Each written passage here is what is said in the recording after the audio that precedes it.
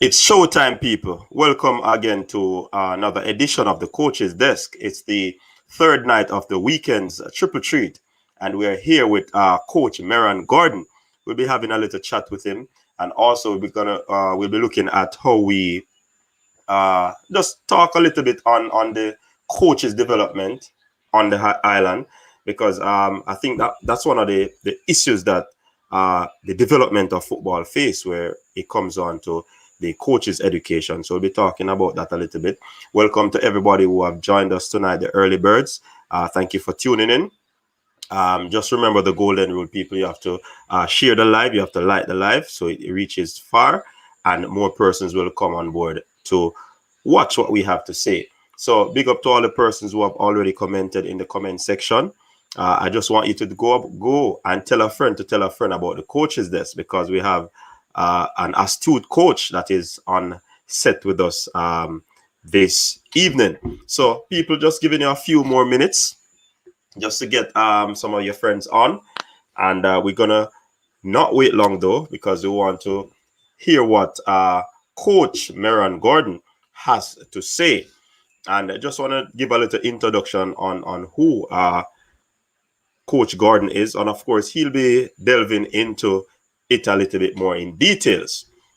So I mean, he is the national under 23 assistant coach, former Reggae Girls coach.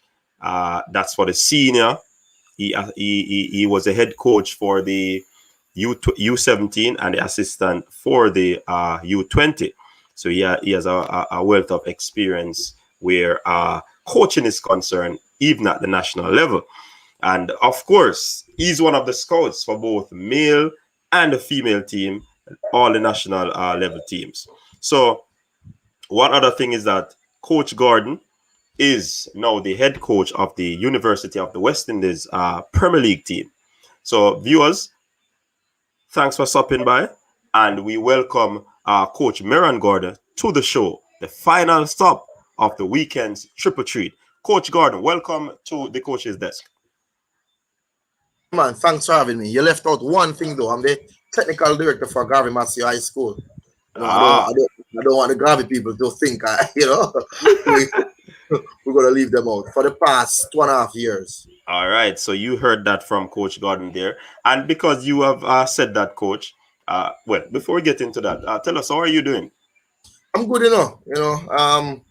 just recovering from the COVID, but I'm good. We'll talk about that though, in the show. Yes, definitely. But I am doing good, marking some I's as usual. That time of the year, some Cape PE and Cape Environmental Science. But I'm doing good. Yeah, man, and people, he's not just a coach. He is a teacher by profession. So, Coach, for the benefit of those who don't know who you are, just introduce yourself to the persons out there who are viewing. Long time I don't do this. Merron Gordon, past student of the Glenmere High School. Also past student of the great GC Foster College. Teacher for 15 years. Left high school very young, went straight into college, taught at Lennon for probably about 13 years. Whoa. And I'm at Garvey now too. I coach female and male football, but I'm a sport person, so I'll watch anything that is sports. I used to be a Manchester United fan. Let me explain what. Hold on. Let me explain what I said used to be. When I was growing up, I didn't really understand the whole ins and outs of football. So I gravitated to Manchester United, but now I am a lover of the game. I might slightly lean towards Manchester United, but I prefer to watch coaches. So I'm not really, tied down to a team like that anymore. So that is what I said I used to be. I'm not a fan of any team anymore. I watch coaches. I'm a fan of coaches now.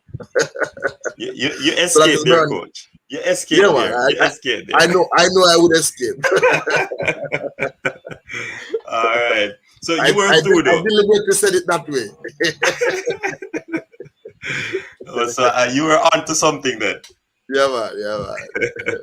All right. So people, You have heard it, Merron Gordon. Now, where did that passion for coaching start, Coach? Wow. I used to watch teams, and I always, admire coaches. Admire, they I thought it was an easy job though, Mm-hmm. but it's not. But I think the passion came from GC Foster. When I went to GC Foster, I really appreciate sports and coaching, more. Mm-hmm. And I majored track and field, so I was really a strong track and field person. So Mm-hmm. in my initial days of coaching, I used to do mostly just think about fitness because I didn't understand anything technically and tactically about football. Yes, yes. I'm a reader, so I read a lot. I'm also a person who I'm not afraid to ask questions, but Right, I don't right. walk and ask. I have to really see something in you for me to really dig deep in you, though. Mm-hmm. Mm-hmm. I don't know if that is good or bad, but I don't just go around and ask anybody for advice. Right. Um, and I'm quite lucky too. I was exposed to top class coaches at an early age. Mm-hmm. When Sporting Central was going up back in the days, I was around the team watching Coach Dawes, Christopher Dawes, and Coach Kevin Williams. Coaching that team to premiership. So I was exposed to top notch coaching then. After winning a few titles at Lennon with the females, I was also exposed to Coach Vin Blaine, who I think is the most organized person that I have known, and he Mm-hmm. basically helped me with that part of my life. And because of winning so many titles, Reno at the time wanted to start a female team, and they asked me to be the coach. So I went to Reno and I was exposed to Coach Downswell, who tactically is one of the greatest minds I know. So I I exposed to Dawes, who taught me the technical side of football.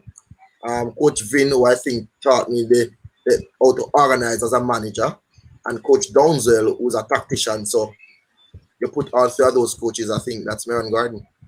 Okay. So which one of them has been your biggest motivation in your coaching career? So I cannot pick one. All of them had their path. I cannot pick one. But I spent a lot of time around Coach Vin Blaine. A mm-hmm. lot of time. And so I think in terms of time spent and nurturing, I think Coach Vin Blaine nurtured me more.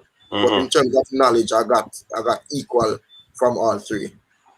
All right, well said. Now, coach, I want you to backtrack a little bit and talk about the experience you had at Lennon High School in terms of coaching. I thought you if I Oh, remember well, you won a title with the the female boys.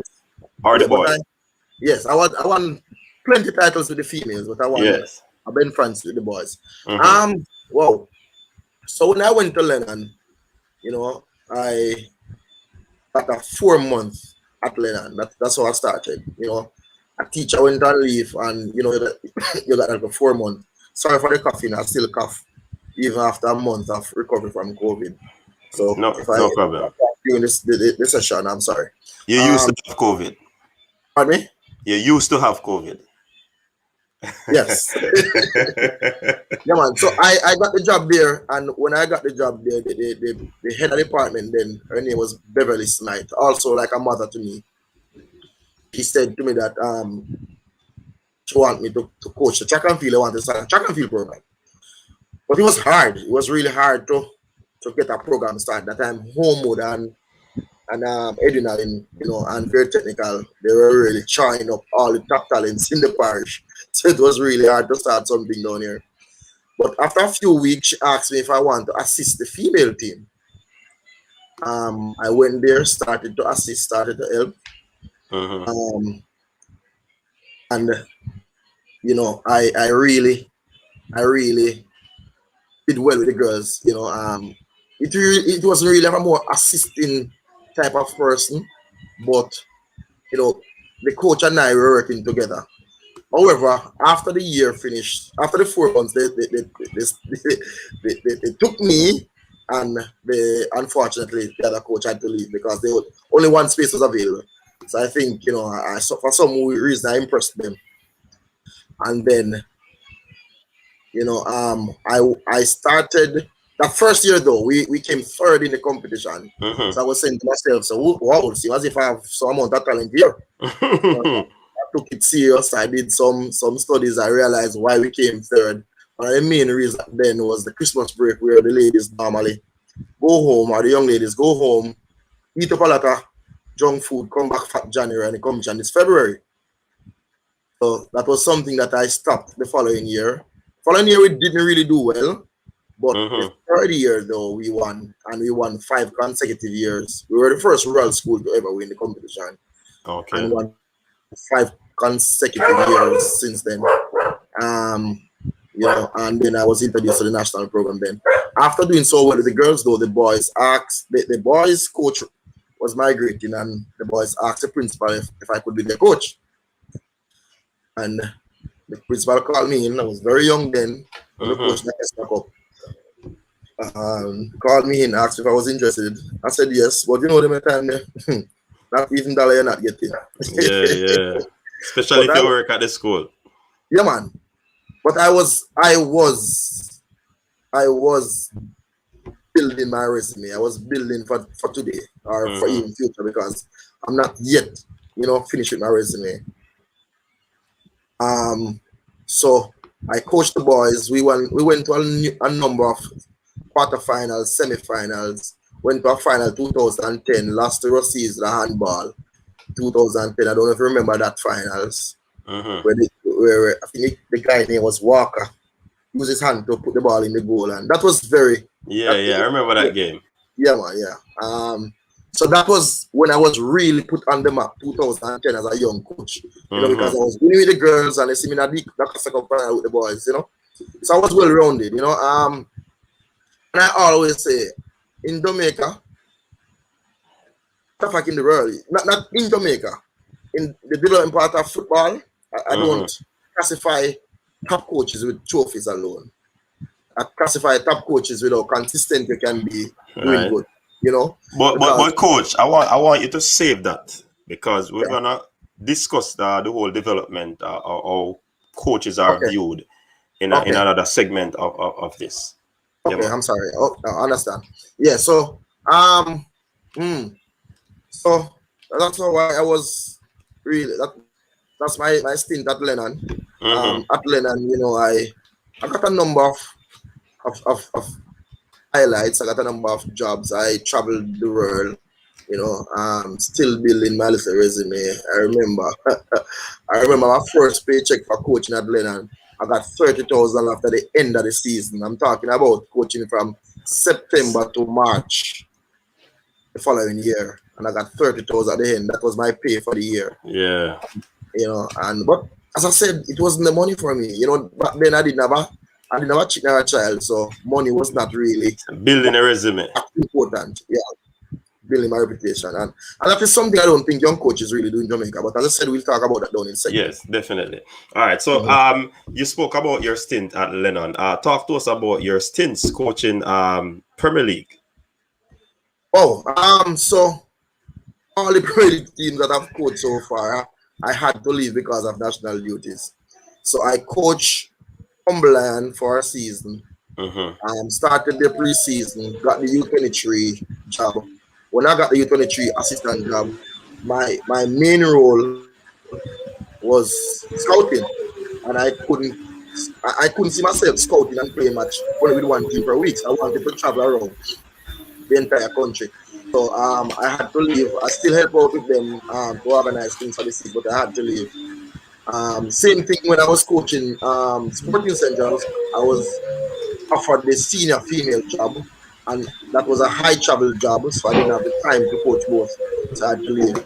So I coached both of them for just a year. Did really well in terms of what I did, what we had. I brought in a lot of youths in the Cumberland program. So most of the young players in the Cumberland program now, I brought them in. Yes. All right. When you look at what's happening, I want you to elaborate a little bit on your time in the national setup. Wow. First of all, it was not pull string for me to get to the national program. I worked my way in. Let me explain. Back then it was harder than now to me. Now you might just do well and then you become a national coach. But then a lot of people have to really give you that big tick for you to get in. I remember I was saying to somebody the other day that coach, I was under, should I say, probation for about 2 months. Where I went to camp every week. I didn't even have national gears then because I was the national coach. I was just basically there observing, and they're observing me also to see my demeanor and see how if I could fit in. Right. And then I was offered. Back then too, it was as a young, especially on the female side, money was limited. But Yeah. as a young, I think I was like 23, 24 when I entered the national program, and money wasn't really anything then. You're still building your resume because you're building for that big day. Okay. Well said. But coach, do you believe that this Reggae Boys team, current Reggae Boys team, and we hear a lot of names floating around, do you believe that they can make it to the World Cup? Definitely. With all parties working together, admin, coaching staff, and players, I think we can do very, very well in the Gold Cup, and then we can catapult, into qualifiers. Thing about the team though is that we will not be an underdog, so that is also can be a struggle for us.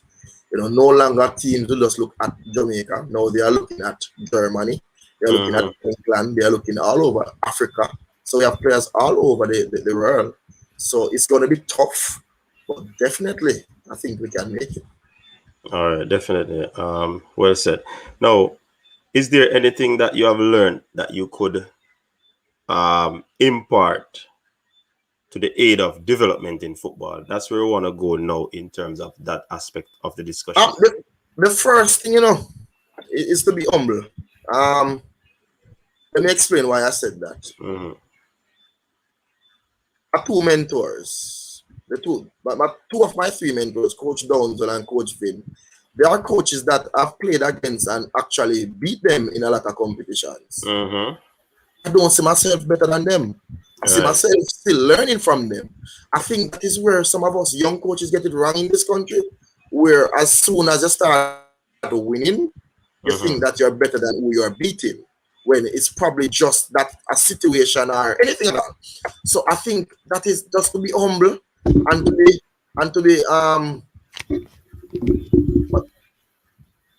just for you to can get information or almost take information from actually anybody that is in a position better than you, or even equal or even worse. Because sometimes you can get big sense out of nonsense. Right. And sometimes people will give you an advice, but that advice is not good, but is that advice is an advice that you know that you should not do. Right. So you learn from everybody. And you sift through the information given. Yes, man. Sift through and take out the sense out of the nonsense. So I think that is the biggest issue we have here. We have a lot of talented young batch of coaches. And I can't see why track and field is doing so well with our coaching staff and football can't. I think you guys more the knowledge and camaraderie between coach, assistant coach at the track level. It is better. Right. I think in the football, head coach, assistant coach I fight against head coach. It's always a tug and war between people. So as long as we can find that synergy and find that partnership, and that love, I think we can definitely do well. Right. And you made mention initially where I had asked you to hold that point. You spoke about coaches think that winning is the thing. Elaborate on that point again. All right. So I believe in top tier consistency. Let me explain what I mean top tier consistency. I will look at a coach like what's my good friend name from the coach Port Antonio High. What's his name again? My God. The name soon come up. Come But on. he's at Port Antonio, I know. He's from Manchester. I think he used to go to Barry Watson School. What that's school name over Kendall again. But that coach is a coach, Marlon, I think. Marlon Hilton is the name. Okay. Yeah. Marlon is a coach that is doing very well in Portland. I think the school is Port Antonio High, yeah. He's very consistent. Every year, second round, quarterfinal, with the resources that he have, right? And every year, top schools take away his top players. So just imagine if he had his team together right through. So what I'm trying to, that is what I call top tier consistency. Right. So you'll have a coach that bam might come up, win, and then you don't really hear anything again. So I believe in consistency. So it take me like 3 or 4 years to really give a coach a rubber stamp to say, yes, this one is a good one. You know, because, and I also believe in coaches that can basically use whatever they have to get good results. Right. You know, so that is. So I think some people mix up winning, because I remember Godfrey Stewart won the Costa Cup. Certainly. Where are they now? You know, so that's how I view it. Okay, and do you believe that the coaches, welcome Coach Thomas to the panel as well tonight, people. We're just gonna talk a few minutes to the coaches about what is happening in development. But Coach, in terms of development, do you believe that the federation is doing enough to actually get the development of coaches together? Is it the job of the federation? Are the coaches going beyond the call of duty, where they will do a coach's education with the federation and moving beyond that to get themselves? Because you initially alluded to the fact that you do a lot of reading, which is critical, because sometimes I do believe that the information given at these coaching sessions are not in-depth, so to speak. But you'd have to get into your own research and all of that. Do you think that needs to be done by coaches in order to move from beyond the surface? All right, so let me answer the first part of the question where you say if the federation is doing enough. All right. So for the past 2 years, I'm one of the coach educators in the country. I supervised a level 1 in Kingston and a level 1 in Central Jamaica. All right. So yes, I think we are doing enough. Now let me explain why I said that. Now, so CONCACAF, came up with this idea for the convention where all the MAs in CONCACAF, have to get in line. So no longer knowledge in Mexico will not be passed to knowledge in Jamaica, for example. So we are going to have a common teaching, a common license, and then people take the individual learning from there. So JFF along with CONCACAF, we did a B license year before last. The 12 Premier League coaches and 8 other national coaches plus coaches that made the cut. So you think of the name, the top names in Premier League for the past few years. They were part of the coaching course. That course, I learned that we were very limited, to be honest. Very limited. Very limited. That course had changed my life so much in terms of my approach, in terms of how I deliver, in terms of how I even review myself. Just imagine you coaching in front of your peers and they are ripping you apart, not in a negative way, but to build you. It was tough, and it was 9 months long. Right. So that was rigorous. Yes, man. And to the level of the course, CONCACAF brought down a gentleman from Switzerland. I think his name is Danny with a funny last name. He won the Under-17 World Cup with either Sweden or Switzerland, one of those, from UEFA. For UEFA to come and sanction the course for it to be equal to UEFA B license. So you understand the level of the course. It was rigorous. It was good. Some of us went across the finish line, some didn't. But it's for them to just finish up whatever courses they have to do or whatever they have to do to cross the line. I heard on the news that people fail. It wasn't a pass or fail. It was a pass or for you to finish up what you did not do. If you understand what I'm saying. Yeah, yes, you have some amount of time to finish up. Or even to do over back half of the course or whatever. But it was that pass or fail situation. You didn't get you get a certificate to say you pass, but you did not get something to say you fail. If you understand what I'm saying. Yeah. So from that course now, we are tailoring or mimicking the lower license to that course. So the knowledge would be less, for example, for what you have at the level 1, but it will be the same format as what we have for the B license. I don't know if you understand what I'm saying. Yeah, man, I get the point. Yeah. So and I'm on a task force right now, along with UTech and a few of the coach educators. We are putting together a new syllabus for the level 1 and the level 2, and which is going to be a C license and a B license. So no longer, we're going to have a D for the entry level, but the C and the B, the C is what you're really working on now, because what we want to do with the C is to bring all the level 1s up to that level, and we're going to tailor another course to enhance the level 2 to bring them up to a B standard, if you understand what I'm trying to say. Yes. So that is that. So yes, man, we are doing a lot of work, especially in the COVID time. We have meetings every Friday, where we come together, do some work, get some homework, come back the other week.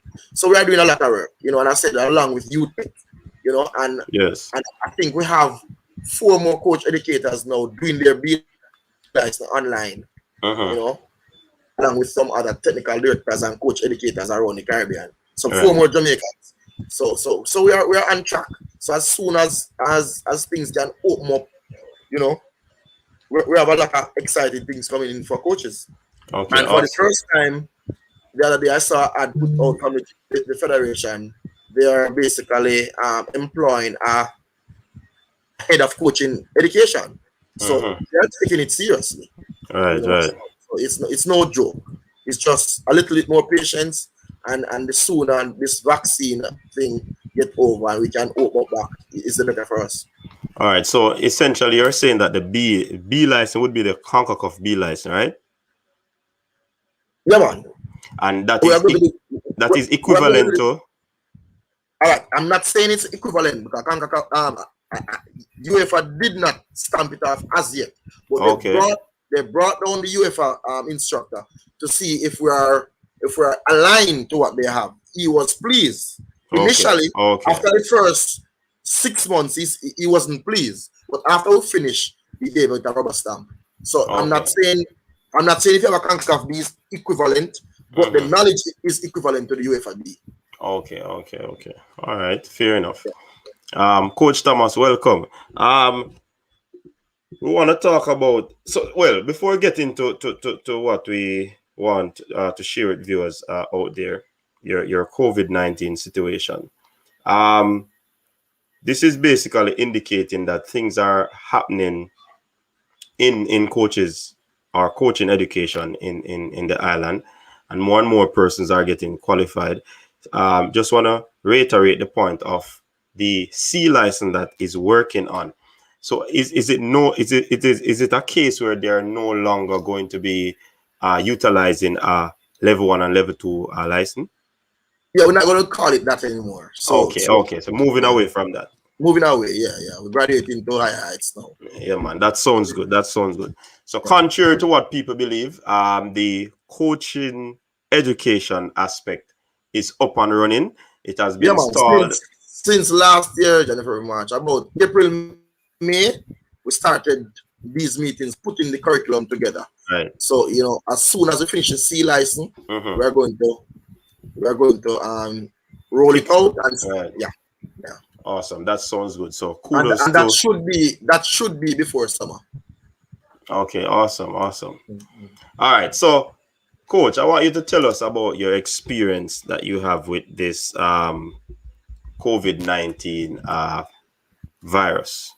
And let's share a little bit of what transpired with you there. Which one of us? Coach, Coach Thomas, welcome to the show, Coach Yeah, Thomas. because both of us catch it. So which one of us? All right, so I guess the bigger one could start off. Well, German is old, I think. And I'm not talking in body mass, I'm talking in age. German, I think you're older than me, right? No, sir. Appearance wouldn't suggest that. Well, what I realized though, you see this gray hairs in German? Right. I realized that Pep Guardiola have some. Yes. I realized that Mourinho have some. I realized that all the top coaches in the world have some. So I think you need to get some. I think you're not doing something right. I'm not sure about that. One question before we head into the situation of explaining what transpired.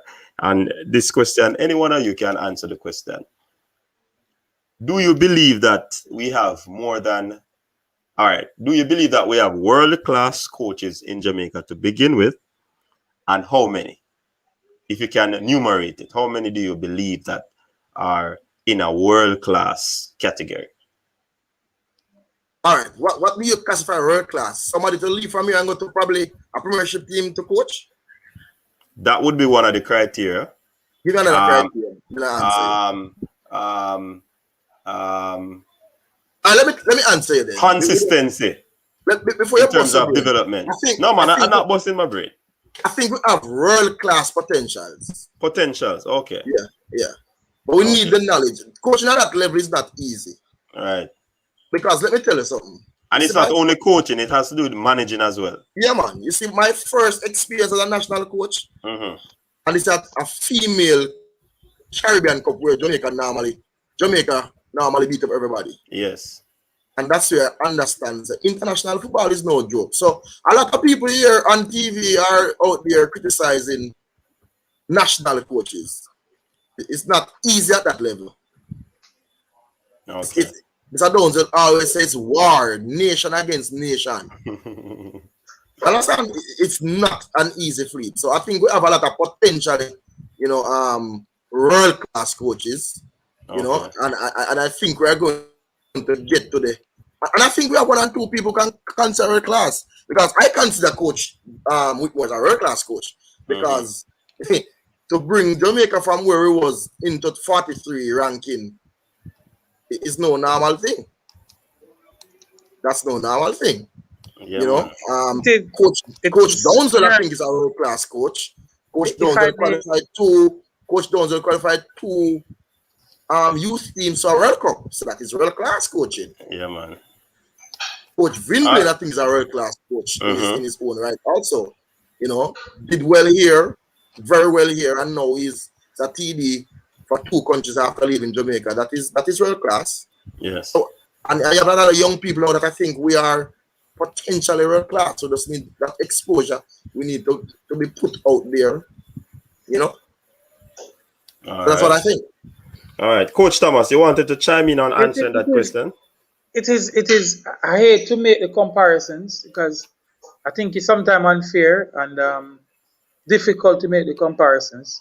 Because when you look at the amount of resources these world-class coaches that we personally would classify as world-class coaches in other parts of the world have, it is almost embarrassing to make comparisons. And as Merron rightly said, we do have potential coaches, but it is difficult sometimes for some of us to operate in a world-class sense.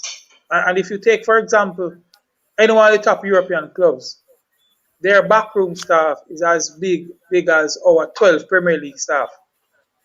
One club. The venues, the the coaching education that is available to them. Coaching in those parts of the world are seen as a profession, not just myself or Merron putting on a shirt with coach written in the back and say, yo, I'm going to turn a coach, or sitting down for 2 weekends. You don't deliberately don't wear a shirt like that no more. I don't. Well, I mean, like sitting down, I'm not knocking anybody no. I don't want anybody to get me wrong. But when you put a piece of straight edge across, you'll find out that it is somewhat unfair. Because we some of us do sit in courses for 2, 3, 4 weekends. And at the end of that, we are a coach. We are coaches. So when you look at the amount of experiences that we have coaching kids, the knowledge that we have, whether it be nutrition, whether it be psychological, whether it be physical, technical, tactical, man, it's hard to match up. World-class coaches operate in an environment where you have 20 odd, 16, 15 member backroom staff. We don't have that in Jamaica. We don't have that, and it's difficult. That's all I'm going to say. All right. Right. All right. So basically, what Coach Thomas is saying that world-class coaches operate in ideal situation. If I'm understanding correctly, what you're saying. We don't have that. All right, but there are many coaches out there, Coach Thomas, that operates in an environment that is ideal, and they are not consistent. If I were to borrow the phrase by Coach Merron Gordon, that a top coach has to be someone who is actually consistent. At least they have a chance to be consistent in our parts, in our neck of the woods. You have a chance to be consistent because you're lacking resources left, right, and center. Fair enough. So it's hard. You see, I commend and compliment coaches locally for their efforts, and I think you have some great coaches locally because of resources they have to work with, and or what they have not to work with.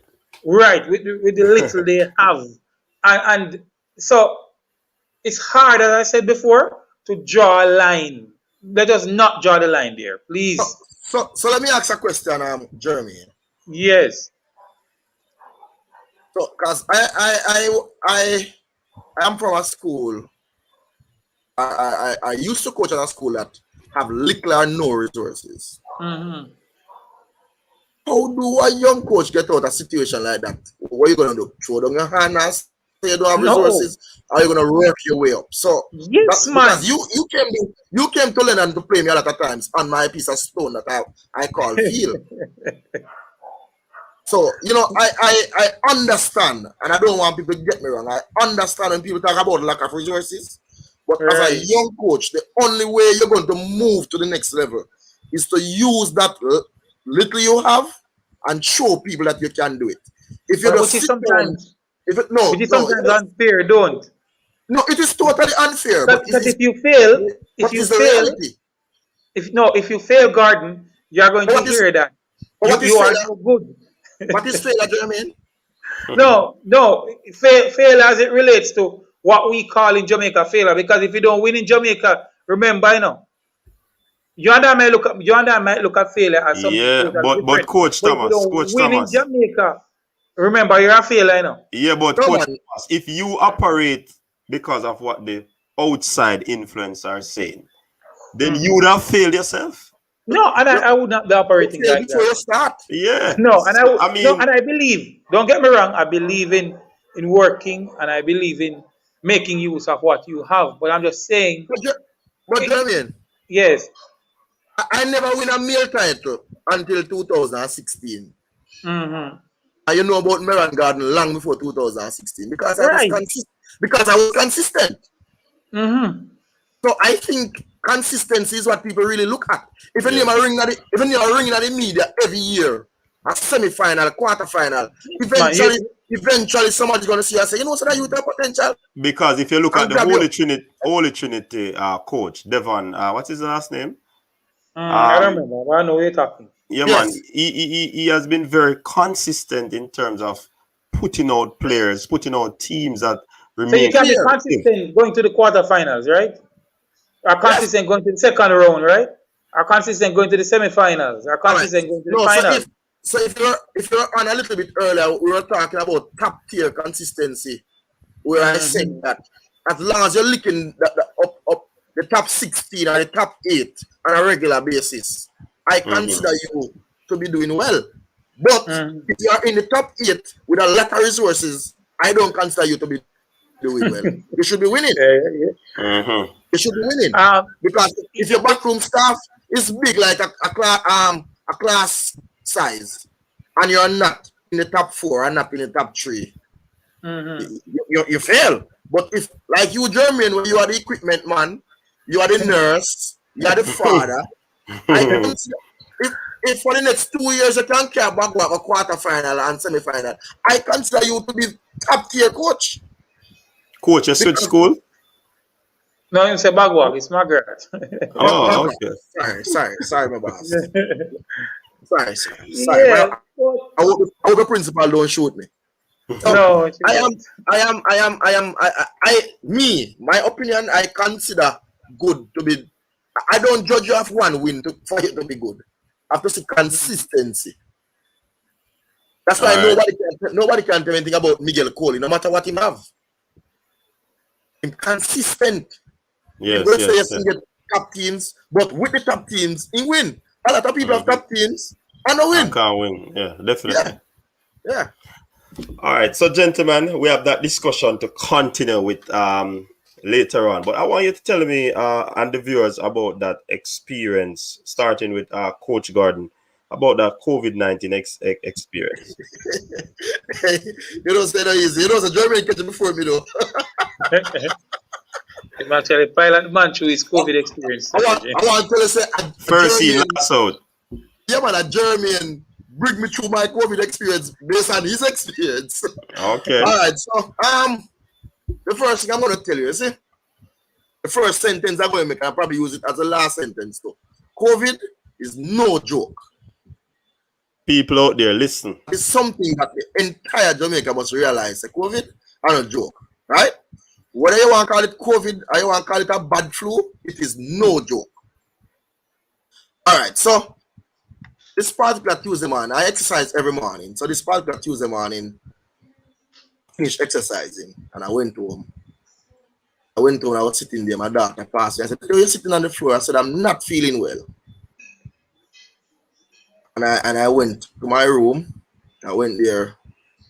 I didn't even shower. I was like about 6:37 in the morning, and I was very weak. I just lay down. In the evening, they came up there in the room and they said that, and my daughter said, again, "Daddy, I think you need to." No, my wife said to me, said, "Daddy, I think you need to go quarantine yourself." I didn't hesitate. When I went down to the guest room, I realized the guest room was well prepared for me. Because I guess she saw it coming, you know. That was a Tuesday. The Wednesday, I was laying down in the guest room, you know, feeling terrible. I had fever the entire night. And I wake up the Wednesday morning, I didn't have any smell or no taste, nothing like that. So I said, yes, this is it. I went to do the test privately, and after a few minutes, the doctor told me that it was COVID-19. She gave me a few vitamins and some preventative medication just to help to clear my track for what is to come with my lungs and all of that. You see, about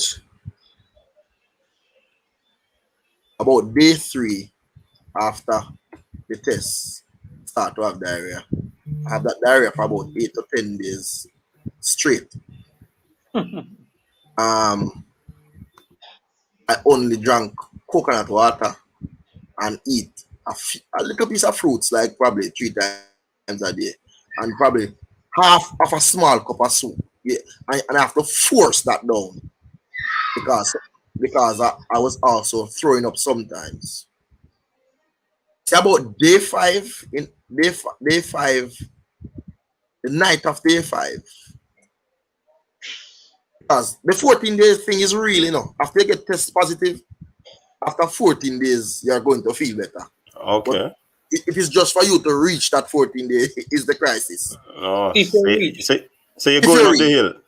So it's like a training session, and possibly they are doing yeah, hills. I have to yes, man. run in You, you, repetitive hills. yeah, man. So you start off the first day with probably 10 hills, and you gradually go Yeah, up, and then you gradually go down because you're peak. Not true? right. All right. So day 5 night, the night of day 5, about 2 o'clock. I don't know if you ever watch a movie and you see like when the soul is leaving the body and they lie down.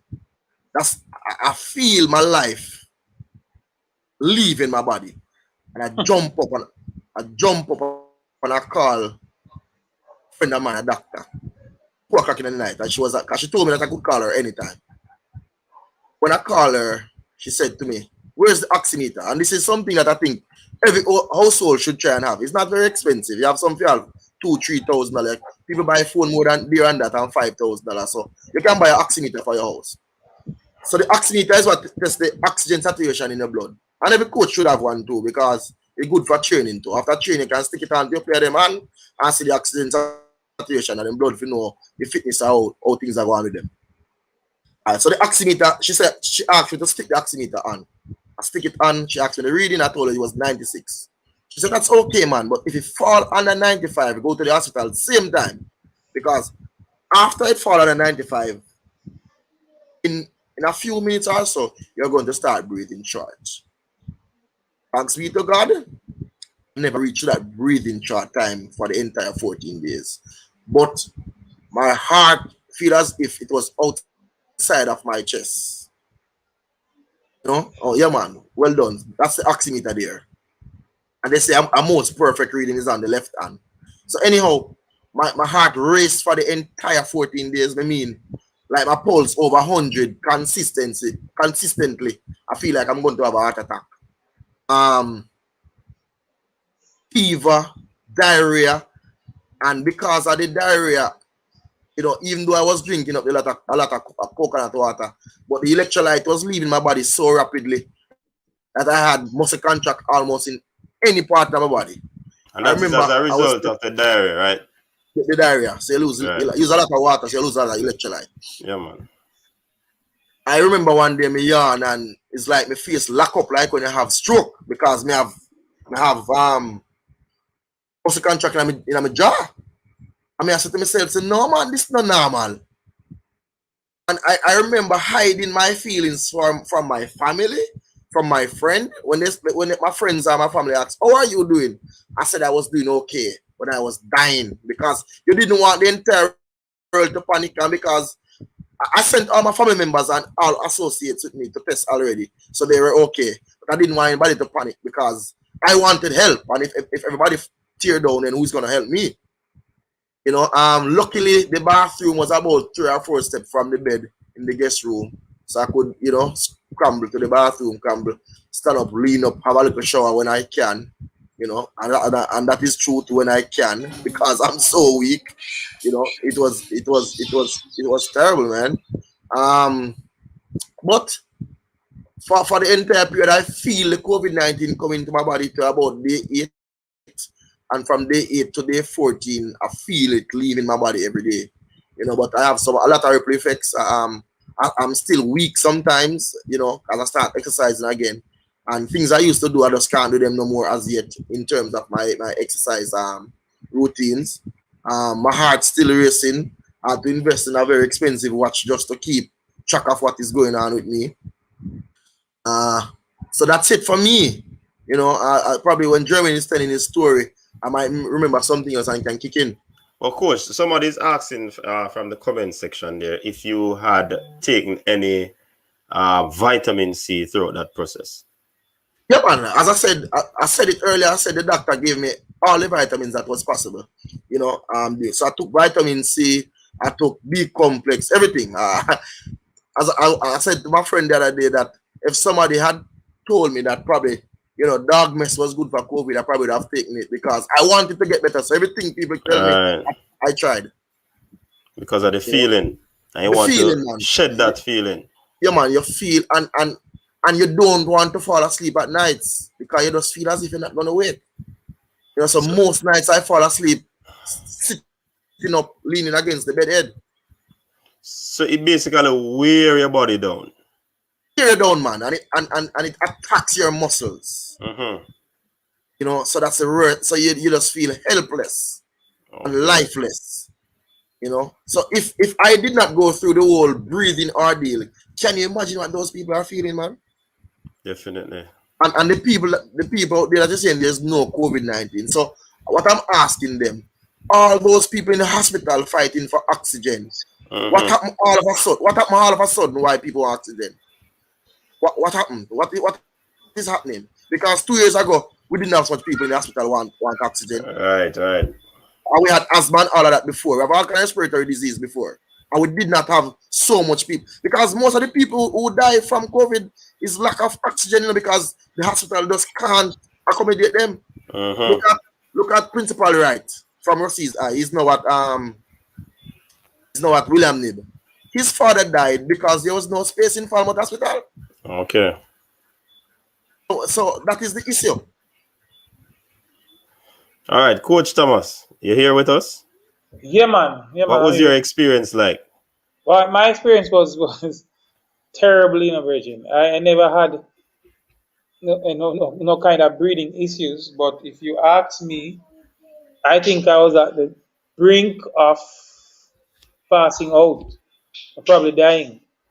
I remember when I called Vassal, when I just contracted COVID, and Vassal, I think Vassal called me and I told him I was sick, and he said, "What happened to you?" And I said, "Boy, Virgin, I have COVID."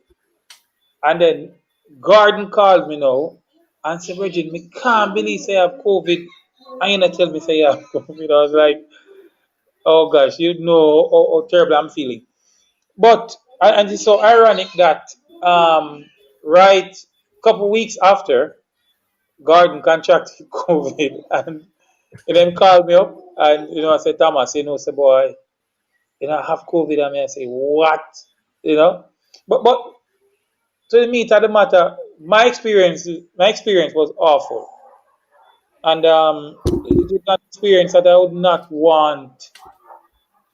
If I have an enemy or if I have enemies, I would not want them to undergo or face what I faced when I had COVID. Because COVID is definitely for the strong. I don't wish COVID on anybody that has um what's the name again, comorbidities, Yeah. or Yeah, man. a Comorbidities. weaker individual. Jordan, go inside.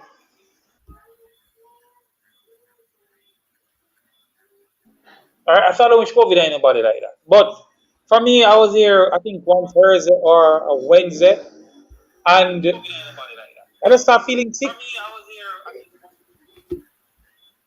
I just start feeling sick, started feeling weak, joint pains, knees, ankles, elbows, shoulders, and I couldn't stand up for long. I'm finding myself sitting down a lot. Start having some like weird headaches. No one then, and then my taste went, and there was no smell. I There was no appetite for food from the first day. I was out cold. I couldn't eat none at all. Water tasted so bad. I'm not sure if Gordon had that experience where common water tasted like, people say water had no taste, but during COVID, water tasted so bad. So the first day, joint pains. I was a little bit nasal for probably first and second day. Third to fourth day, started getting seriously weak. Um, then I decided I was going to go by the hospital. So I went by you. We did the test. First, they were saying to me it's probably dengue because the symptoms I had, a doctor was saying to me probably, it's dengue. When the results came back, they said it was COVID-19. And I was like, whoa, no appetite for food, splitting headaches from 6 in the evenings. I did take Kevin and Garden from 6 in the evenings to like 10 in the mornings. You know, I never know that night was so long. I think it's day alone long, days alone long, you know. I never know night actually. Huh? Yeah, man, COVID make the night be like No, 4 days. all right. Each One night night, is like 4 days. all right. I went to I took some pills, so it kind of knocked me out because the headache was so severe. So I had some pills, fell asleep. I woke up back about 11:30. So I was saying that, all right, fine, head tearing off, weak, severely weak. So I said, all right, I'm going to try and get some sleep. I looked at my phone and I saw 2 o'clock. And then, all right, me say, yes. Close my eyes a little and say, all right, sleep time now. So when I woke up and that time my head tearing off, when I woke up and think it was 4 o'clock or 5 o'clock, it was 2:15. And I am there begging for night from day to break because I'm saying once day breaks, I'm going to be alive. That was what I used to know if I was going to be okay. Cause I was scared of nights because nights were terrible. The dicks, my entire the lower part of my face was totally it was burnt severely by based on the fever I had. The lower part stripped from my mouth, jaws and everything stripped right off. Um, I literally couldn't walk. When I went to the hospital twice. I was begging them to admit me, and they said that you're not having breathing issues, so we're not going to admit you. That is the worst part of it. Right. And I was saying to the doctor, Doc, I am literally afraid of going home because they lift me from the car. If you know by Huey where the sickle cell bus stop is, we went around there. The porters were there with the wheelchairs. They had to lift me from the car, put me in the wheelchair, and then push me over right before casualty. And I was like, how on God's earth Jeremy and Thomas can walk? In a couple of days, I was unable to walk. At one point, you realize how easy your eyes are to open, how easy it is. At one point, my eyes couldn't open. And I was saying to my wife that, I mean, this is it. I was literally making plans with her, saying to her that I'm going, I'm gone, this is it. Because I literally couldn't take myself up. I tried like everything. I tried. All right, I was so dehydrated.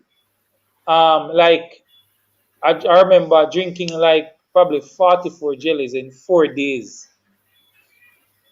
10 a day. 44, 44 coconut water in 4 days. Because guess what? I was like, every 10 minutes, it felt as if fire was inside of me. So I drank 2 jelly each time. And 10 minutes after, I was like burning up again with fever. And my lips were absolutely dry, like you would have just completed a marathon. And I remember I tried everything people say and wasn't working. And I woke up one morning and I said I couldn't sleep. My head was tearing off, and I said that the painkillers weren't working. Let me make that clear. No painkiller. The headache had to probably run its course from 6 to 10. This lasted for about 8 days straight. And one morning I got up and I boiled like 4 eggs. Because I was fed up. I said, well, let me try and stock up on some. I know the vitamin C's are important, but I was eating oranges and stuff. I was taking the tablets. Say, you know what? Let me try some protein. You guys hearing me? Yes, man. You guys hearing me? Yes. Yeah. Yeah, man, we're hearing you loud and clear. Stock up on proteins. You there? Okay, good. You hearing me now? Right, Yeah, good. man. I said, let me try some protein. So I boiled 4 eggs. It's about minutes to 3 in the morning. 4 eggs and force them notice. The next day, somebody brought a box food for me, and I took about 12 attempts. I used 12 attempts to eat off one box food. So from about 12 o'clock in the day to 12 o'clock in the night. And then the next day, I tried to eat one dumpling. Then the next day, I tried to eat two. And then the next day, I tried to eat. That was when I started feeling better.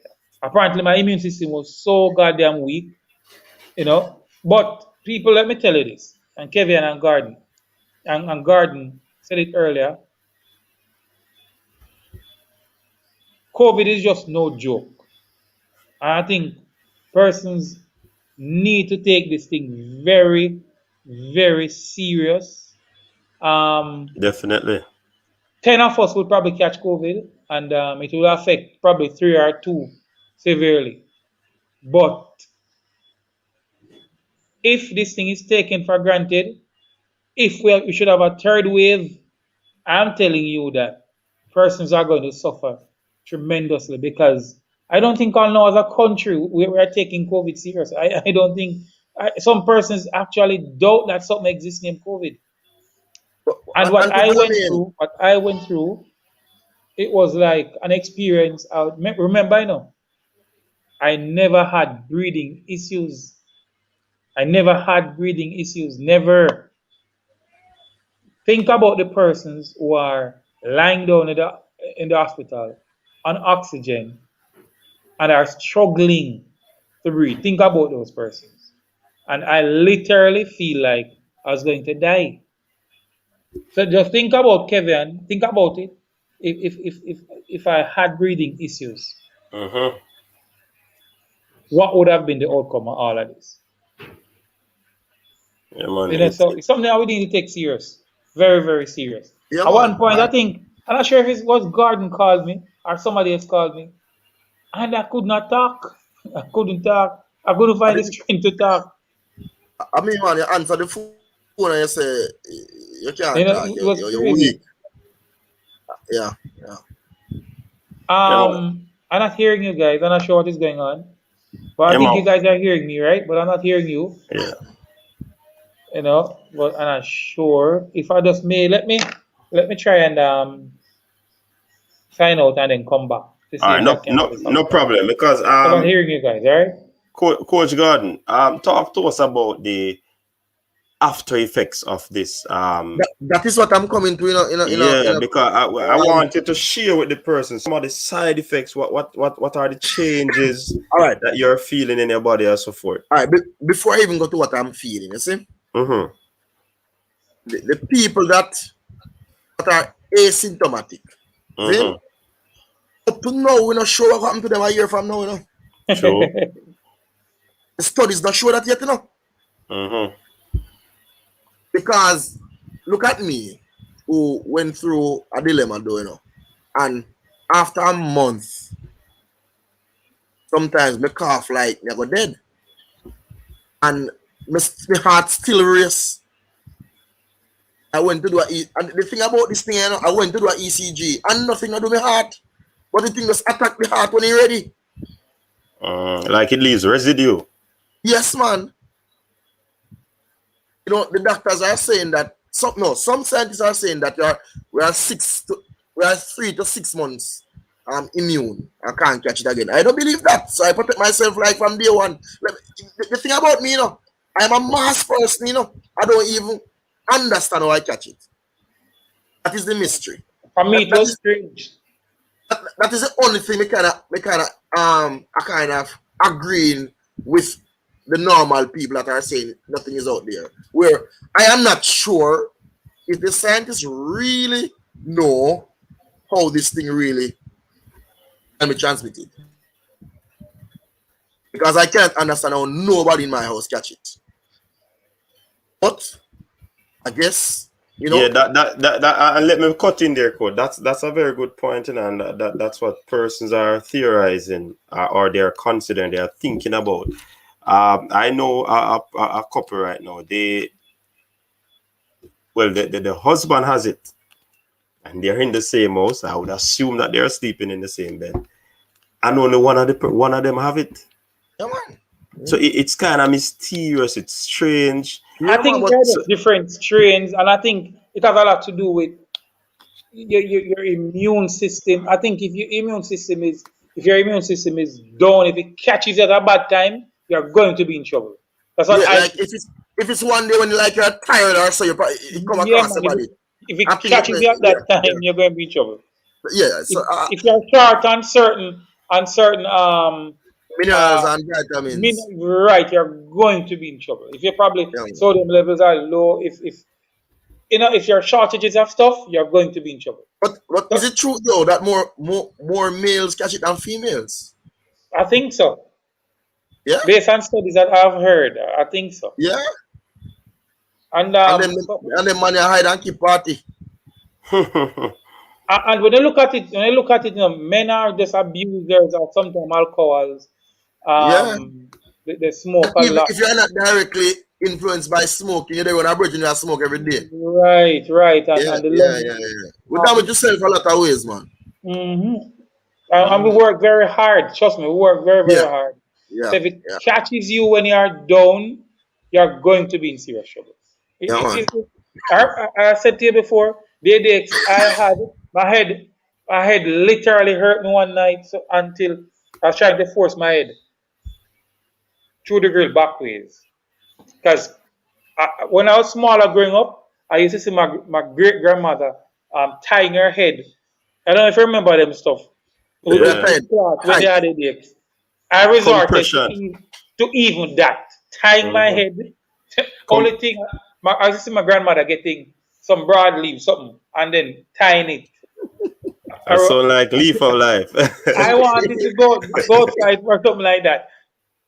I actually resorted to that. So it was like, no, I consider myself to be very strong, and I try to exercise as often as possible. So I'm not one of the fittest person, but I am somewhere there. And in a matter of days, probably about 2 to 3 days, I was floored, literally floored. So I'm not sure what is out there. I'm not sure if it's some alien or what, but something is out there and it's real. And it Yeah, ought yeah. to be taken seriously. Trust me. Yeah, man. I was just asking coach to elaborate on the after effects of this thing. hmm So well, thanks be to God, I'm not having any erectile functions. So that is true. That theory Well, is true. I heard the about that, I'm studies not out sure. there, a lot of men report that, But the Oh, thing about COVID, COVID is so unique, COVID deal with Affect everybody differently. different people in different ways. COVID very, very, very, very peculiar with how him deal with people. Because you still cough, you know what I mean? No, it's just I go in tomorrow to get some ECG thing done because I think no wonder my heart races and it literally You, you, feels you need a off. pulse watch, man. You need a It, pulse watch to check you need something. yeah, it feels awful. No wonder Yeah. my taste like seriously go. I can't taste everything. I Mhm. can only taste some things. I don't smell everything. I can Yeah, only man. smell something. You have some days where gone, some days it come back, some days Right. it's halfway, some days It's it crazy, just man. yeah. That's when I'm going to, because I normally do my runnings in the morning and stuff, and I think tomorrow not going to go because I just feel somewhat uncomfortable. And I think it's the left side of my chest, so I don't really want to play with that. So I think it's something I'm going to look at. But Not Kevin, think you need to go and do it. right, it's real here, Kevin, and it just hurt me sometimes how people tend to. treat it. Yeah, as if it is not real. And you see, because we can look at Gordon in his forehead and say, you have COVID, or we can look at Kevin and say, you have COVID, or you have Hmm. COVID. And a lot of people or persons are tested positive for COVID and don't tell anybody about it. They don't say Hmm. anything at all. Hey, Yeah, hey, yeah. Jermaine, every puss and dog will pass. It tells me I have COVID or me All did right. have COVID. All right. Because people know me, I want to share. Yeah, you want to And share the information. a lot of people out there say, but me never see, me don't know nobody who have COVID. So I want everybody me tell. Even So, years. so many I of them remember. lack the experience and they tend Yes. to don't want to believe. So when it is shared, then persons will be more aware of what transpired and so forth. I remember sitting up by you in a wheelchair, waiting for probably about 2.5 hours. And at one point, I was falling out of the wheelchair. My wife had to catch me. I was falling out on my face. That was a week I could not sit Yeah. up. Just think about that. I could not sit up in the wheelchair. Could not sit up any longer. So just think about that. But if this thing is mysterious and both of you gentlemen express that you are always in a mask, then it begs me to Okay, ask a Right. question: How can we So, really protect ourselves from this? Vivian, I don't even look my yard in you the see, vision. all right. So my doctor friend said this to me, and I wasn't even looking at it like that. If you want to take off your mask off your face right now, Menzi, you sanitize your hand before you do that? No, I heard that one. A safety and security meeting I went Yeah, some yeah, time ago. yeah, That yeah, was taught to me. Yes. yeah. So that Yeah. is how most people seem to be catching it by just Mm-hmm. putting on and taking off your mask. Exactly. And You're right. another way is that how you store your mask. For example, if you take it off for a few minutes. Mm-hmm. So your hand might touch somewhere COVID did there, the virus, whatever bacteria there. You touch the mask, you put on the mask by your nose, you're gone. Same thing with Garden, taking off the mask. So garden.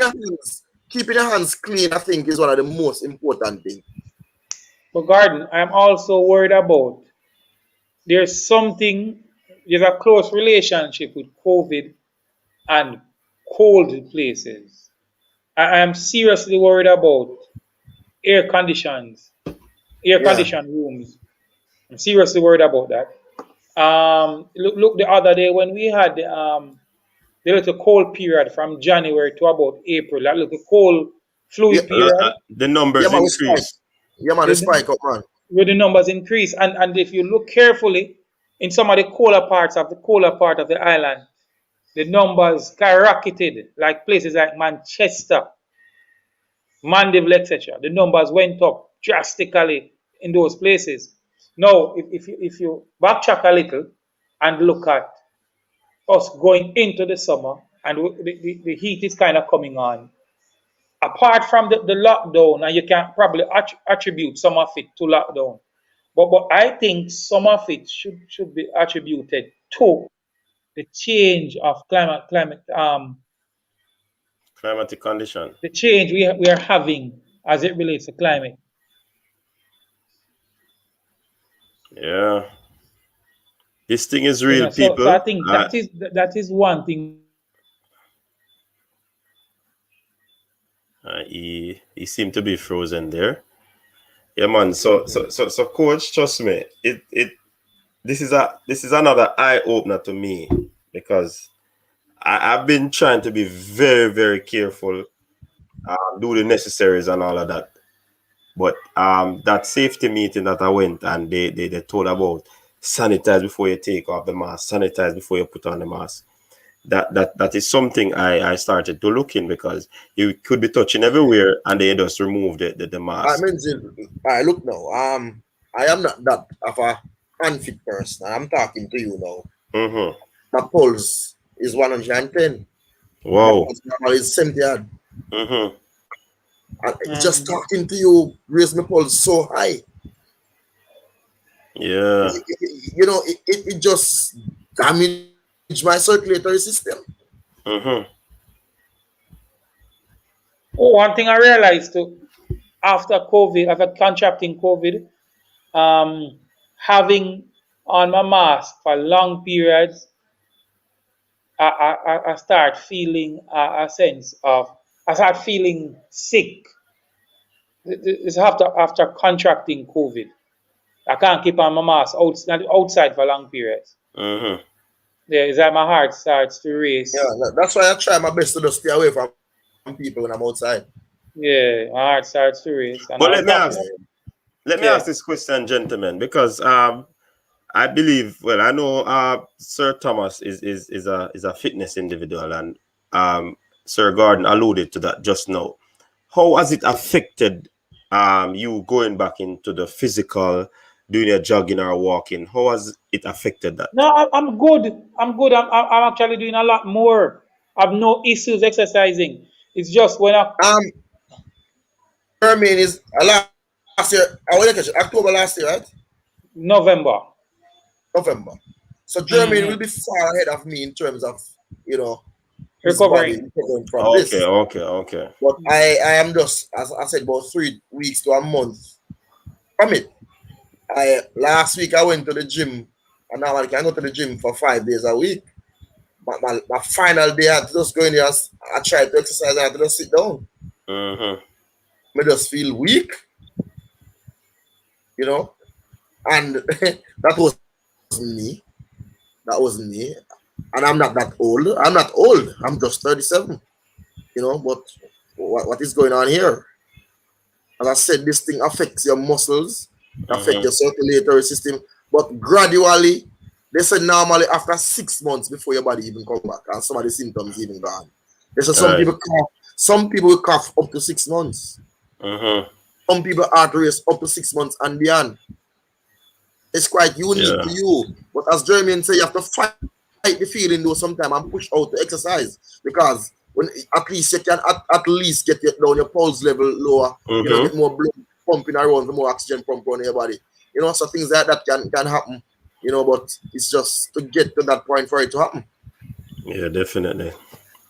I would say, in no uncertain term, gentlemen, that it takes courage for you both to come out here on a live stream to share this information with persons worldwide. Viewership in US, well, North America, Africa, Caribbean, Europe, and those places. So it is quite interesting that you gentlemen would have shared your story, and we hope that especially the persons in Jamaica will definitely take this virus seriously and do the necessaries, because you can't be over careful with this thing, because you don't But but know, it is but Kevin, unseen, so it's like you don't know what you're up against until not it cut, hits you. not cutting you, but there's also a psychological effect to COVID, You see, after it Absolutely, shocking absolutely. it if you are not a strong, even if you're a strong person, Right to Mm-hmm. depression. It bring me right to depression, man. Yes, man.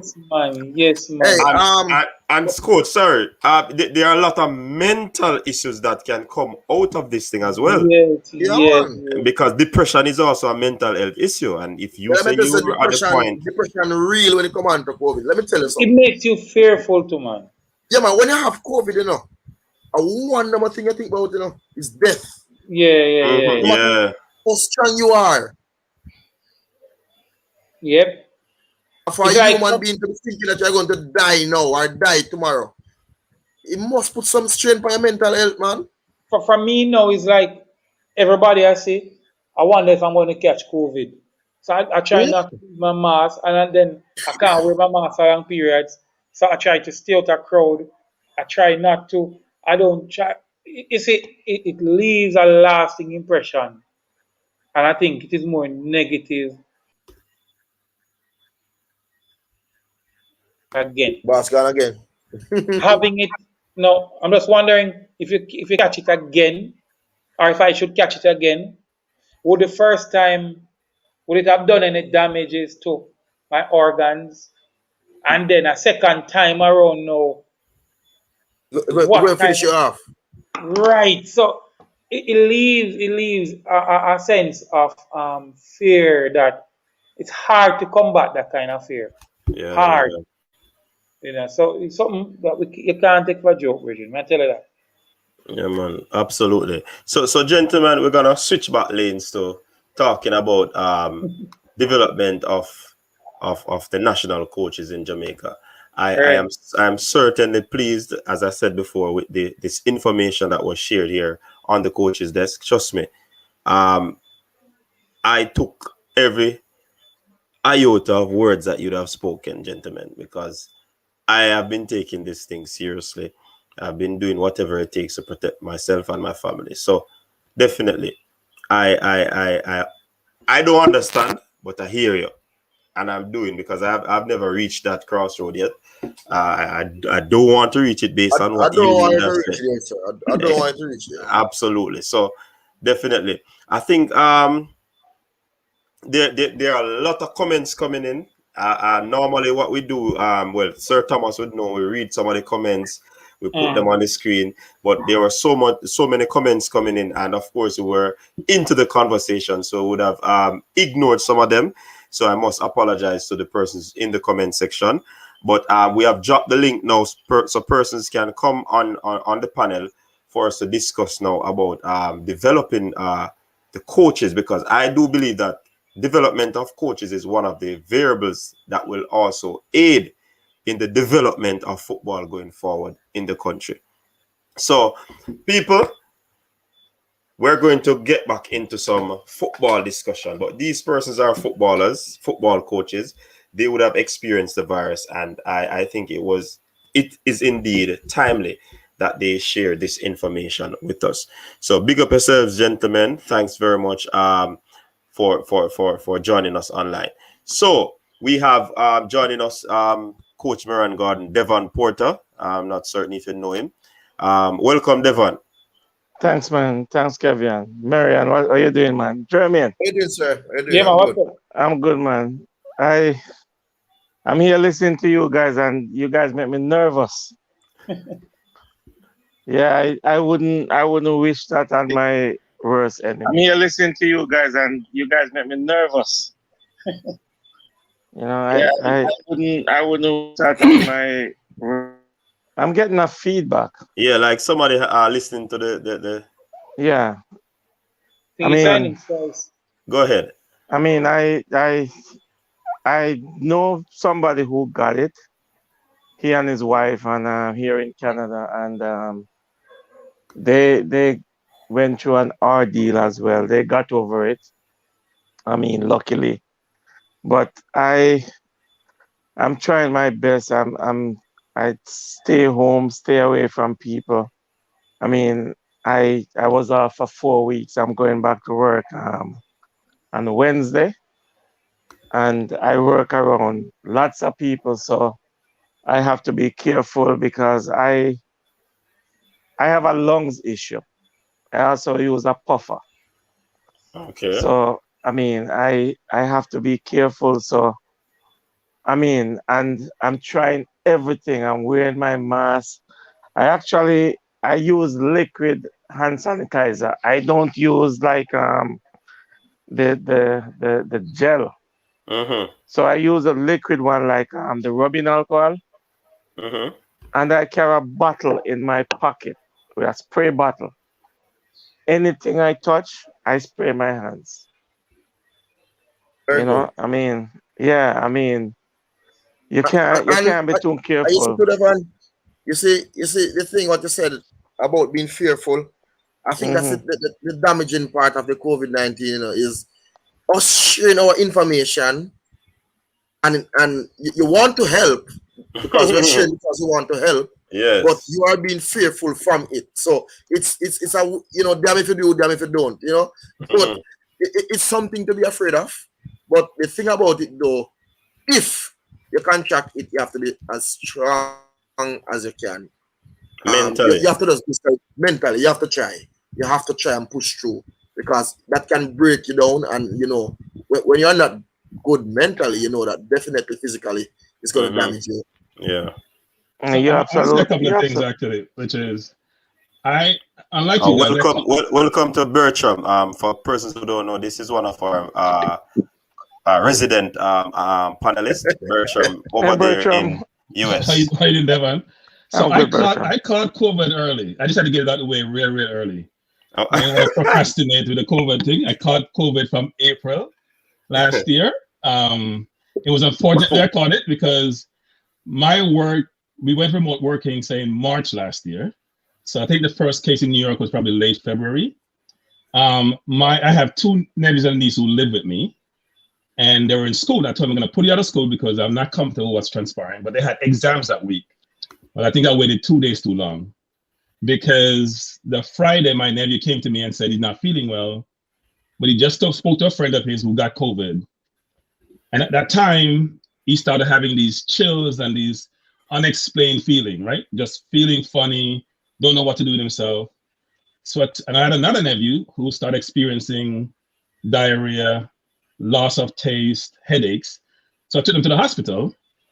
And while at the hospital, they told me that at that time, you weren't getting tested. So if you weren't being admitted, you wouldn't get tested. So you have to get admitted to get tested. So they took a bunch of tests, charged me a bunch of money, and sent us back home. So I locked my nephew in his room. We didn't do the quarantine business, but it was a little bit too late because 2 days after that, I started feeling so much, about 3 or 4 days, started feeling strange. To make the story short, I was out for 3 weeks, basically, bedridden, mainly no headaches or loss of appetite. No, I didn't have any appetite. So I lost 13 pounds in about 3 weeks. A lot of diarrhea, no energy, didn't want to talk to anyone. The president for my company called me, who's a well-known individual in the US. Frankly, I told him, I can't talk to you right now. We're not having a conversation. I'm not up to speaking with anyone. And so I was out for 3 weeks. The one thing was I had a consistent cough. So my nephew was quarantined for a month because his cough didn't go away for a month. Mine didn't go for a month. And at this point in time, I still have after effects, but mainly around mucus. So I'll come up with no coughing, no cold, and still mucus comes up periodically. But I also have a friend of mine in London who's a big Arsenal fan, who also has a channel. He's been out since December, but he had it really bad. So he has 2 collapsed lungs. He hasn't been able to speak since December 15th. He's just getting his voice back. He's actually in therapy. So he's going through a really challenging times. And the area I live in New York was the most devastated area in the US at one point in terms of people who died from COVID, because a lot of individuals are African descent, and it hit us much harder than the majority population. And one of the reasons is because you work as an essential work. I mean, you have to go out and do work. If you're in certain disciplines, you have to go out and work in a normal environment. You got to go intermingle and engage. You don't have the luxury, like someone I do, for example, working from home. So you're involved in an environment where you will catch the virus because you're getting exposed to people. If you wear a mask, as you all said, around how you engage, what surface you touch, I mean, you put your hand in your face. We're not totally sure about all the things that allow you to catch it. The CDC here have a lot of guidelines, but I'm not sure they are all correct. And the CDC guidelines too initially was very conflicting because they told us not to wear a mask because they didn't want us to manipulate and have too many masks so that essential workers didn't get the mask. So we got conflicting information really early. But I would just say this, that people should be, in countries like Jamaica, which haven't had a lot of COVID cases, take a look at India, for example, who were very comfortable and somewhat nonchalant about it. And now we're getting that second or third wave. And now they're jumping like flies. Yeah, and if you've been to India, there is no proximity between people. They're like Jamaica in the 70s going to the movie theater. People just climb on each other's head to go into the theater. That's how they are. A friend of mine, this last thing I'll say about this, a colleague of mine, one of my staff in India, one of his better friends, parents, stayed home for the entirety of this whole process, right? The only time they went out a few weeks ago was to get vaccine, and they caught COVID and both of them died. Oh my God. Yeah, I've heard stories like that. Yeah, because when you go to get vaccine in India, there is no social distancing. Wow. They don't do social distancing. So yeah. Long story, but it's not a good situation. Yeah, and I heard Chris Comer. I was watching CNN one night, and Chris Comer says the thing about COVID is that it wants you to go to bed, to fall asleep. And that's the time when it preys on you. Because when you lie down, it seems like they put a house on your chest. You know, I mean, wow. Yeah. But I know we're here to talk about football. I just figured to share my story. No And Coach, problem, man. It is welcome. And Coach, we're glad to have you on because I have a ton of questions. Most people are very interested in the World Cup coming up and what's our probability and chance that we have of qualifying for the World Cup. The main thing I hear, or the theme I've heard quite a bit, is around what players we're pursuing, what players we have available to select from, what does the JFF do in terms of sourcing players. We have a number of players, especially in the UK, who have Jamaican lineage, Jamaican descent, some of whom would like to play for the country, or those who we may not have pursued yet. They haven't been officially contacted.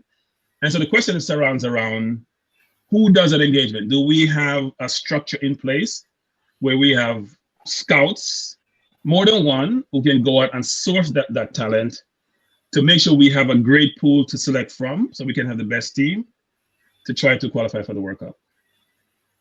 Before you answer, Coach, I want Bertram to tell Coach a little bit about himself, because I don't want Coach to feel a little bit intimidated. This man is involved in football. So tell him just in a sentence, Bertram. Well, no, I mean, look, I work in a corporate environment, an executive here in the States. I follow football a lot. I'm a big Arsenal fan. I have colleagues of mine in London. We have our channel. I used to be the media relations person for a league that we run in Brooklyn here, which is called a Caribbean Cup League and a Brooklyn Soccer League. So I've been involved in soccer all my life. Follow Jamaica quite a bit. Not Jamaican born, but I'm Jamaican. Can't talk the language. Engaged over there. Went to school in Jamaica, Rossies and KC, both. So been around soccer for all my life. Was in Washington in '97 when we went to the World Cup. As I tell everyone on this channel, it was my best feeling ever, including more personal stuff. So if you have that elation from an activity for something you really love and a passion for it, you want to repeat that at some point in the future. And so I am as enthused I've been about Jamaican ability to pursue that dream of getting to Qatar in 2022, and would love to get more information about how well we're doing in that pursuit. First of all, some of those questions that you're asking, I think you're asking the wrong person. and the thing about me is that if you know me, or you know anybody that really knows me, I would not answer some of those questions because I don't know what to say to you. But what I can do is use my experience to guide you, you know, down the lane that I went when I was the head coach for the senior Reggae Girls. Now, one thing I can tell you though is that knowing Coach Whitmore, where he is with his squad right now, I don't think he's going to make a wholesale pull in of that influx of players, because I think in his mind and his staff mind, he have that nucleus of players that he might add a few to. But I don't think that big wholesale of 20 and 30 players that everybody's talking about, I don't think it's going to be like that. That's what I think.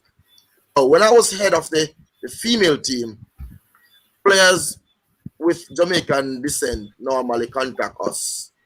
The female program at the time was not as strong as it is now, you know, because now I think, you know, we can reach out to players and players, you know, will come to us. So they normally contact the federation, we normally do a background, find out which club they're playing for, and start watching games from then, and then we select players. That's how we used to do it then. But with this, you know, football, everybody's home, everybody's watching a lot of football, you know. Now, you know, the good thing what I like about these set of players that want to come now though is that most of them can play 2 or 3 more World Cups for us. You know, first time is just 30-plus-year-old players really interested in us. Now we're having 20-young-year-olds, talented players interested in coming to play for us, so we can build a future with them. That is one thing that I love. So, one player that really stood out for me personally, though, was that the forward low. I really liked him because he took a less than half chance and turned it into a goal, and that is something that Jamaica is kind of lacking for years in the back in terms of we have to get 4 or 5 chances to score a goal. He's very clinical. He's doing very good in the championship. So he's one player that stood out for me. Now I don't know if Coach Whitmore is going to choose him, but and that defender, what's his name? Moore, I think is the last name. I like him too. I like Liam him too. Moore. Yes, he's a captain, so he's a good leader, and we need people like that in the team. We need a lot of leaders in the team, with good common sense that we can come together and build a good platform. So our leaders in different areas of the pitch. So we need, Andre Blake is quite he's our captain. So if Andre have a good leader in front of him, it's only gonna prove good for him. So but I don't think I can answer any the other questions. I think you guys have to try and reach, just a little bit higher than my pay grade to answer some of these questions. And I would not even try to attempt them. What say you, Sir Thomas? For me, it remains pretty much the same. Building a team is very, very important, and at this level, when you have started putting your team together from 2-3 years ago, it's hard, and Gordon can tell you this because he would have coached, at certain levels before. It's hard to pull your team down, to really restart again for a competition of this magnitude, like the Gold Cup and the World Cup qualifiers coming up. So for me, it is keeping the core and fitting players in that we need and not want. Having too much to choose from can cause problems and serious problems as it relates to team chemistry, as it relates to the team bonding, as it relates to the team singing off the same hymn sheet, reading from the same book, players understanding each other, understanding their roles and their responsibilities, understand how the coach communicates, sometimes not verbally alone, but other means and ways of communication. If the coach have a specific look on his face, what is he saying to us? What does hey, let's go with a certain tone means? How did we play? How did we operate in Gold Cup last year and the year before? How did we play Nation League? How did we play here? How did we fight back from being 1-0 down year before last? How did we fight back, maintain a 2-1 lead? Things like those. So it is important going into major competitions not to make wholesale changes, but add to the squad players. And again, I'm going to underline, you need. Yeah, that's my take on it so far. So here's a follow-up question, because you mentioned the whole aspect of not having. I've always heard coaches say, I want as much quality as possible to make choices from. I understand the whole thing about camaraderie, chemistry, how you engage, knowing the players. But many coaches, if you're a Brazil coach, if you're an England coach, you have a litany of players with quality to choose from. Is it better to have more quality to choose from than less quality? Because all you want initially is for the players to say, I have my documents to play. So say it's 50 players. Then you select your 30 or your 21 or whatever number you want to select. But would you want to, and also the one point that I make is this. You mentioned that the last previous Gold Cup. What I noticed from the Gold Cup was we had a problem keeping the ball. And some of these players are coming from system where they do that better than we do. Because when you have the ball, the other team can't score, right? But I'm not in agreement with what you said about the top countries and the core. All those teams have 8 or 9 players that is always going to be there. You name the country, 8 or 9 player always going to be there. So here's the difference. Here's the difference. Okay. Here's the difference. So when we say 8 or 9, take Gareth Southgate, for example. his talent pool is set. So he can easily have his 8 or 9 players to choose from because his talent pool is set. He has 67 million people. If he has 500 footballs, they know the 500 to select from. And some may work themselves out, not doing as well, form-wise and otherwise. Our talent pool is not set. We have a talent pool of Jamaican footballers who are Jamaican bred, and then we have another talent pool, which we know is widening that pool. And the pool is not set yet.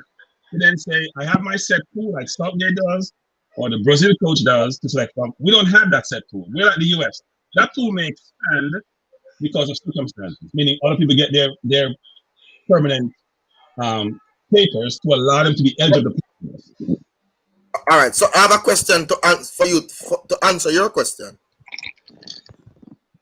Out of 10, the set of players that consistently been using for the past year or so, how would you rate the team out of 10 in terms of the improvement, the royal ranking, and all? Give me that and then I'll answer your question. So it's a catch-22 question. So the team has progressed really well over the last 4 or 5 years or so. The team has progressed well. However, it's like everything else in life. Quality is obvious. Difference in quality is also obvious. We're not going, we didn't make the last World Cup. We're going into a different World Cup. You need the best quality you have as possible. No, you said 4. I don't want you to go back as far as 4 years because some of those players 4 years ago will never see the team again. I'm talking about the last. I understand. I understand. The last 2 years with the younger pool I'm talking about. Yeah, so if you were to use the quality of the competition with the younger pool are playing in, say Jamaica players who are bred in Jamaica, they play more USL, they're not playing Premier League, they're not even playing championship football. They're not playing League One in France, they're not playing Syria. So the difference in the league and the competition give you a perspective as to the quality of the player. Now, it may be that they didn't get the opportunity to do that. It could be an opportunity issue and not their ability, but you have to go off what you have at your disposal. So saying that the question, okay, here's the question. Here's the question, which is, so I have 20 players or 15 players or 10 players who are set in the team. And I get 10 more players, 6 of whom are just better than the players I have. Yeah. Do you still maintain that core or do you have to break up that core? You have to break the core. But let's use the team that won against Saudi Arabia the other day. Let's use that team as our core, for example. Yes. Right. That's a good core to start with. And that's a big core too. Big core. Big core. So with those players, if you are in Coach Whitmore's space right now, you did well with that team. I don't see him wanting more than 4 or 5 more of those. Because if for you to bring in an influx of players going into Gold Cup is what, July? Yeah. So you're basically going to test an influx of players in July for World Cup qualifying games in September. That wouldn't be a smart move. I think the team he had in Saudi Arabia with about 5 to 7 more quality players, I think that can do really, really good. But I think one thing we need to look at and let me say, I know we know this. When selecting a team, Gordon and my good friend here, what's his name again, Kevin? Bertram. And it's important for you to have balance. And in selecting a solid team, a lot has to do with how player A complements player B. So I agree with that. We might have loads of quality outside there, but loads of quality in which department? And how well will this player complement that player in order for the team to perform? Because at the end of I'm so happy you said that, Jermaine, because 70% of these players who want to come to play for us, they are forwards. We can't use 10 forward. Right. So it comes down to the balance. If we have attacking link players, are we going to go with very, very attacking fullbacks? If we have 3 or 4 number 8 or number 6 who are ultra defensive? Don't we need number 8 who balance a little bit more attacking quality than defensive qualities? Do we need number 9s who are strong and can hold up the ball? Or are we going to play runners? Do we have centre backs who can track, use the ball, and all of them stuff versus persons who just can't tackle? So it comes down to, at the end of the day, balance. And if we don't get that right, then we can be in trouble. Hence, why I am sticking for a core and then add players that we need. But let me So, add, And let me add to that. Kevin, Let me add. and Hold on, the Kevin, Devon. Hold on, the Devon. Remember your point. My question to that is, Mhm. and I agree with the core thing, but my point of view on that is that, do we need some very good players or quality players that we have to place in a particular pool? And this is as a result of COVID-19, and there might be an extension of addition where the squad is concerned for Gold Cup or yes, even World Cup qualifiers. I think it's 30 now for Gold Cup. So that is Exactly. that So is good for us. right. So with this nucleus of core players, should we now then get some quality players in?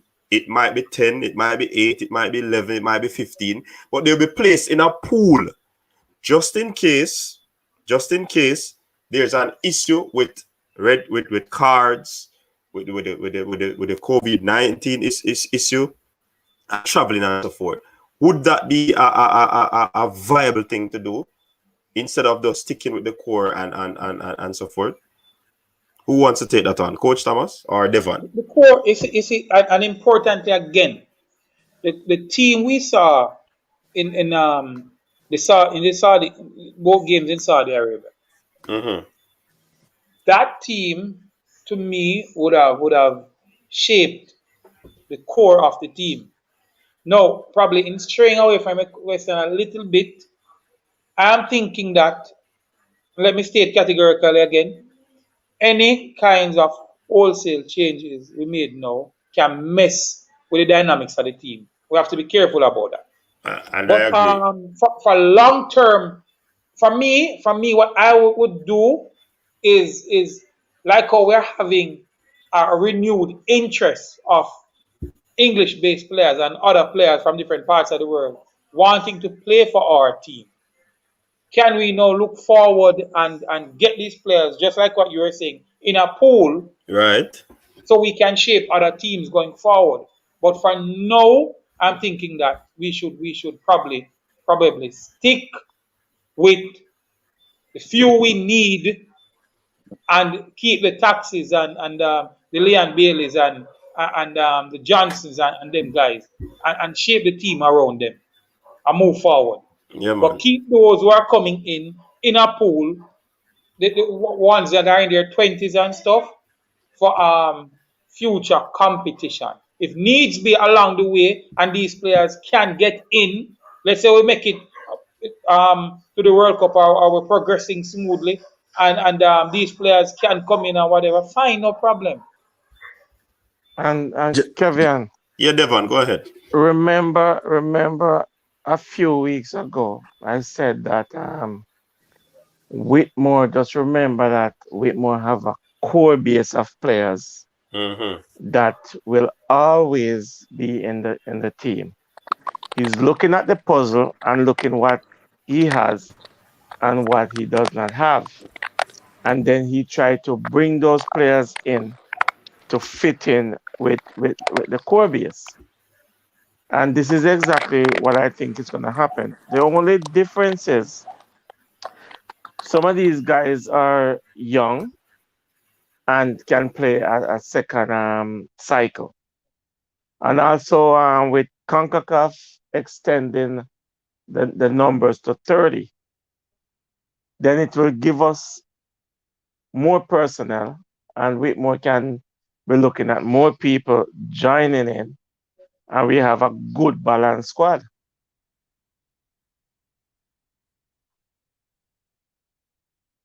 All right, Mr. Porter, I can add on that. Mm-hmm. So I think, as you said, with more of the core base of squad, you think if he adds two or more people to like to change the lineup, you don't think you think I don't think the chemistry is. I think the chemistry would be easy to build because you already have a core already. Not gonna take a long time for build with the Yeah, core but plus. you got to understand. We're not talking about the lineup. We're not talking about the No, level, which no, 11 gonna take the team to the no, no, field. no, no, no, man. We're I'm not. talking about the numbers, the squad, Yeah, but the 30. we're not talking about the lineup. Man, I said when you implicate some of these players in the pool, it's not hard for them gel. That's what I'm saying. It's not gonna take a long time for them to gel. Eh, not necessarily, because football is played in its simplest form, and these guys that coming in, they are professional, so they will gravitate quickly more than a player to say at 18 years old. These are 24 years old that plays in a high level football. So they will come in and you would be surprised to see how quickly they gel. Just like how Daniel Johnson, Ravel Morrison plays with Lowe and those guys, and they look so good. Sir Porter, can I say something? Yeah, man.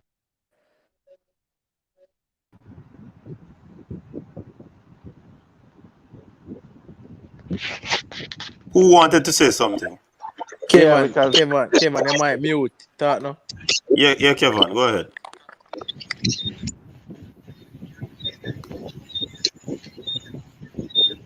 Kevin, they might mute. Kevin. Your mic is muted. Someone keep muting it. All right, hear me now. Yeah, man. Hello. All right, cool. You I need to think the turn problem. down. You need to turn down I the think the other thing thing that that we you're are listening missing. to. All right, you hear me now? Yes. All right. I think the thing that we are mixing up with the core players is this. Tapper is not so much picking up core players. He's picking up sentiment for me. I have nothing against Tapper. I think he's the coach going forward. But the problem with him, pick off a sentiment too much. Some of the core man them just not good. And call a spade a spade. Them can't take it over to qualify for a World Cup. And I'm just calling a spade a spade. I don't have nothing against that party. He needs an assistant as a coach, but the problem with him, too much him pick off a sentiment. Some of the man them when I go carrying at the team because of him sentiment, them not good. Them just literally not good, brother. And that is my problem with Tapper. Who no good now? Yeah, Who you list think no these good? players. List these players. Well, Ricardo Morrison, me guarantee your Tapper go carry him. He No, man we not just good. ask And you to you list the players that are not and good. you know what? You know what? You can't say that because he hasn't even select a squad yet. So you can't Right. It's say he's gonna unfair to carry him. him. And it's very unfair. He's not Hold on, even here say. to Wanna defend forget himself. Tapper up to 2 years of back him man I carry a man renamed a club which was Jevon Watson. What I say? Una no know Tapper. Come on, man. Who act like una no know Tapper what we are talking about? Kevin, let me shed some light on that. Let me shed some light And on that that is my because problem. I don't have any problem with the guys coming. look at this, Kevin. Let me shed some light because we were in a long discussion about this probably a few days ago. Coaches, and I know Merron Gordon is on, I know Jermaine Thomas is on, and I know Devon is on as a coach. And outsiders oftentimes don't like the decisions that coaches make.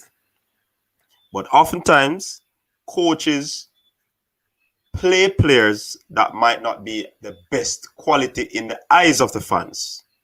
But these persons are able to carry out the duty or the instruction given by the coach. It is as simple as that. But in our eyes as a fan, sometimes we don't see what this player is doing.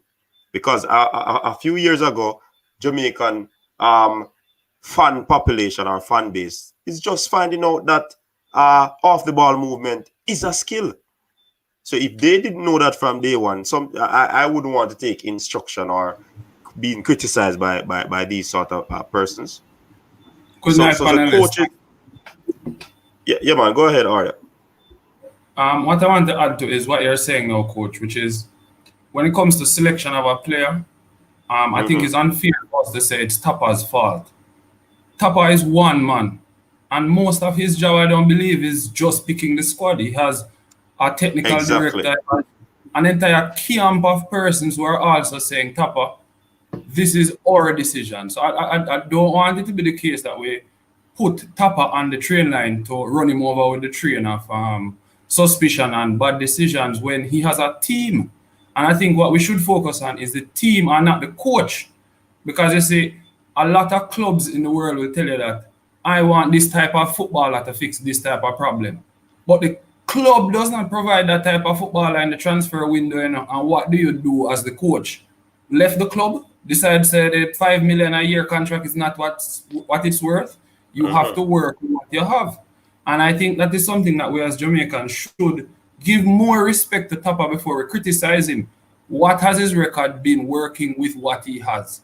Because if he's ranked top 50 and we are here cursing the type of players that he has selected in the last couple of years, then the truth is we are not talking sense. The man is ranked top 50, you know, in footballing nations in the world that would have loved to be where we are. So we have to respect him as a coach because he's guiding us. I don't want the conversation to evolve into Tappa. That was my initial question.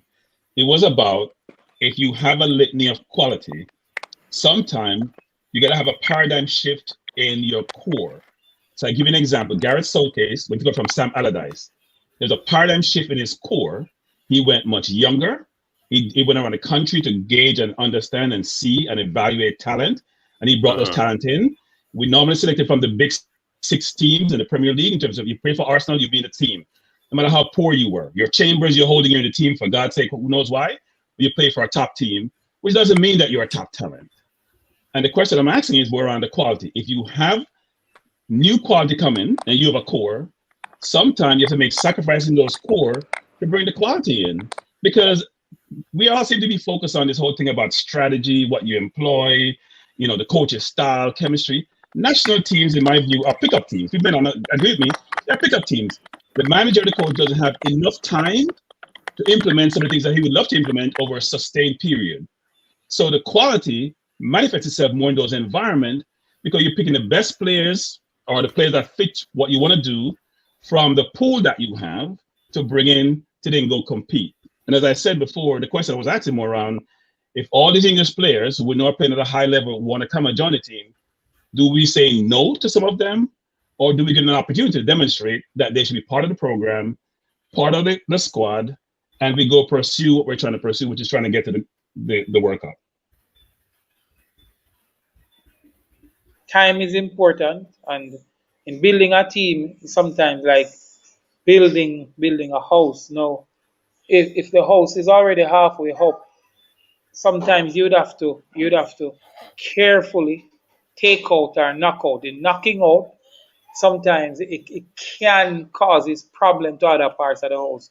So you would definitely need time now for the column to dry, or you make up the steel bar or something like that. And putting a team together, it is not as easy as taking out and putting in a man and in function. So you need time to get this done. Question is, do we have that time? I don't think we have the time, but what persons are saying, though, coach, is that with the additional players that are coming in, is it a bad thing to infuse them in the Gold Cup? Say, for example, I would want Tappa to win the Gold Cup with the national team. Yeah, because that would be a big thing. But with the influx of players, the question that some persons might ask is that, will you sacrifice the Gold Cup and get players together, try to make the gelling and the chemistry go on, so that when it comes to World Cup qualifiers, we'll All have right. a good unit going. Point taken. But look at the spin. Let me spin it. What if I say to you, select a squad, use that squad to play in the World Cup in preparation for the World Cup qualifiers? Why? I'm just asking questions. Mm-hmm.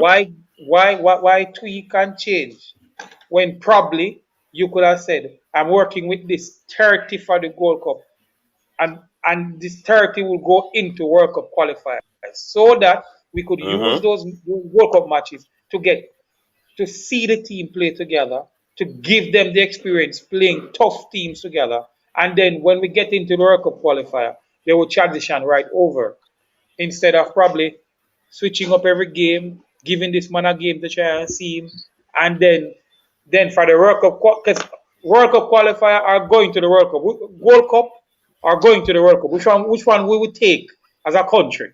Which one I'd take the World Cup, man. Which one is more important? Which one is more important? So what about looking at 30 players, keeping that squad together, and then move them right into World Cup qualifiers? What about that? That's a good point. And Jermaine.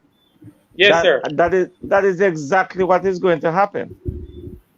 That is exactly what as any coach will do, because that's what I would do. And the Gold Cup, as I always say, the Gold Cup is going to be a mock exam to what we're going to do September and onwards. So when Tapa select his squad, these are the players that Tapa's going to use, and he's going to look at them. Unless somebody comes out of the woodwork that is playing off the chart and can force somebody out, I wouldn't advise him to change anybody from the Gold Cup. The same team, because we don't have enough games to play to see, to cut and change and look at players. We don't, especially in COVID. So Devon, that brings us back to the topic that we discussed last evening, where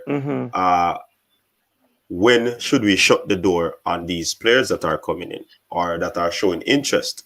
No, it's not a matter of shutting the door. Should it be? No, but remember, you said that these players that are going to the Gold Cup are the players that we should use going forward. So that simply means, it doesn't mean that, but are you saying that then the door will be closed on, say, for example, a Nathan Redman who wants to come in, but he has not been contacted, or his paperwork have not been sorted out? How do you treat a situation like that? And that's what I'm saying. Unless there's somebody who comes out of the woodwork that is playing at a high level and playing off the chart, then you can tweak something and put somebody aside, and you're not even pushing them aside because injuries, anything can happen. But Devon, and guys, we saw this in the 98 campaign, when Gregory was doing a wonderful job. That's Messam. He was one of the backbone players of the team. And Bibi, he was injured, and Bibi came in, and the rest was history. Yes. So unless you have somebody who is kicking down the door like that's what I'm saying. That is what I'm saying. If you have somebody out of the woodwork, fine, no problem. And guys, let me say this, gentlemen. A lot of us, you see, and I'm just generalizing, I'm not talking specifically anybody on the show. Yeah, man. But you see, because Tapa is a Jamaican brethren, and he's a local coach, and everybody know Tapa. A lot of people knock Tapa sometimes unfairly in the brethren. Look here. True. In the context of things, Tapa has been doing a very, very good job, people. I agree. Excellent job. See this, Jermaine, and in context of things, Jermaine. Hold on, the guard. Hold on, Porter. Hold on. Give me a second. Some persons, you see, people, when they look at Germany and at Spain and at Netherlands, check their resources. Check what they have to work with. Look here, people. Tapa is ranked. The Jamaica team is ranked in the top 15. Look here. That is no easy feat, gentlemen. Let us not True. take that for granted, you know. True. I think going forward, you know what I'm happy for? What I'm happy for in all of this? We have some generated interest from other parts of the world. Players who are Jamaican by grandma, grandpa, who wants to play. And I'm saying now, we can now put a nice pool together for the future and pull, take out and put in and fix. Look True. here, it's not one World Cup qualifier going to keep, you know, or one Gold Cup, you know. So let us not behave as if it is just one World Cup and this is no more World Cup not going to keep. We are going to have other competitions and other friendlies, and these players are going to get their time to show. But for now, I think we should allow the coach, trust the, because guess what? What if Tapper, for devil's advocate, make a wholesale change and flung World Cup and flung qualifiers? You know what some of us would say? They're How gonna the man beat play him. having team and he got changed and he shouldn't change. Exactly what's I gonna trust, happen because I they would trust, kill him. Devon, hold on, don't move Devon, give me one more second. I watched Theodore Whitmore with a local breaded team go straight into the finals of the Gold Cup some years ago. That is not a boy fight. True. That is no boy fight. And I think we should give credit people. And not because some of these eyes might not be gray or blue and he speaks a different language. If he is to get credit, give him credit and support. Please. So Jermaine, I don't think it's look in this forum. I think there are people. I'll exclude myself from that because I'm a Tapa supporter until it's proven otherwise. But there are people who are saying that Tapa's communication skills or some deem it lack thereof. Then they translate that to his football acumen in terms of strategy, right? Well, let me don't jump. Let me just say this. No. I translate. Let me finish. What I translate. One thing, sir. I'm a staff of the JFF. I can't. And I told the host that I wouldn't be on the program if certain things are going to be said. So if it continue down that trend, I might have to leave because you're not, sir. You're not listening. You're not listening. What I'm saying. You're not listening. No, I just want to make a point. No, I just want to make a point. I just want to make a point that you don't go down that line. Just in case. No, but here's the thing. Yeah, so here's the point I'm trying to make. Here's the point I'm trying to make, which is we need to bring. You can't hide your problems under the mat. You need to bring it to the forum, address it, and then move on. That's it. In life, you address root cause of things. You don't address symptoms, right? The point I'm trying to make is this. That's been brought up, and what I'm saying to people is, because someone speaks well doesn't mean they execute well. Yeah. Doesn't mean they're strategic. Because their communication may not be like a foreigner, it doesn't mean they're good at what they do. They may be able to speak well, understand things, but they can't. Things are about strategy and execution. They're the key components of anything in life. I am not challenging or denigrating Tapa's communication skills or his football acumen. I'm telling you what I've observed in forums, and I watch a lot of different forums on this, and what people's perspective is. They're equating how he communicates to the media, and they're saying he doesn't talk to the media. I'm not going to put you on a spot because I understand you're part of the organization, and it's not a good conversation to have. But I'm putting that out there so either the JF others can address it so you can put this thing to rest. You can't hide from things when they come up. If it's going to permeate the environment, you got to squash it. All right. I want to say something about communication. So I have two things about that before you go further. The main stakeholder here, they are the players, right? They are the main stakeholders, right? Yeah. I've never heard one player said that about Tapa. Me personally. That is one. True. Two. Tapa is a part of the FIFA technical study group. That is no ordinary seat to sit around. True. So this whole communication thing, that is 1 and 2 man out the road while you speak spokey will say that. I am not saying Tapa that all in eyes and cross all in T's. But I don't that's think not important. That's not important for the coach. I don't think that's a problem here because the players have never complained. Hey, when I hear Tapa play them talk about him, you know, I see him when Tapa them talk about Rennie Smalls, you know, they will do anything for him, and that is one of the most important points. Communication. Shit, come here, can speak spokey, and what happened? Merron, that me telling people them. Merron, that me I telling people them say top of players and love him. You get me? Yes, definitely. You don't know Them the kill for him. And Coach Merron, And for him to be sitting on FIFA technical study group, That's where a big thing. after every World Cup, them sit down and analyze World Cup. That's not an ordinary feat, man. And Coach Merron, I listen. I know Tapa personally, and Tapa is Jamaica coach and is my coach. And I always said to Kevin, anytime you have people that comes on the panel, like the gentleman that comes in and stir up the argument about Tapa, I'm gonna stop coming on his show because it is not fair to Tapa, because he's not here to defend himself, and he has done a yeoman's job for the national team. And all Tapa need is a little bit more help from the JFF with getting some assistant coach and so forth for him. But He hear does me on not this have point. enough. He does not have enough people around him. He's only one man with two eyes. He needs eyes in the back of his head. And here is my question. And my question is to the coach, because I don't know him personally, but I know of him. I have inquired about him all the time. And the question is, if the JFF and Tapa ask you to be part of the coaching staff, will you accept that job? And before he answers, I would love for you to accept the job, and I would advocate for you to get that job. You can answer. No, before you answer, Coach Gordon, I think everybody on this panel sitting right now advocates for Coach Whitmore. So I don't want the audience out there to get it wrong. I believe that the question that Bertram was asking is what others would ask.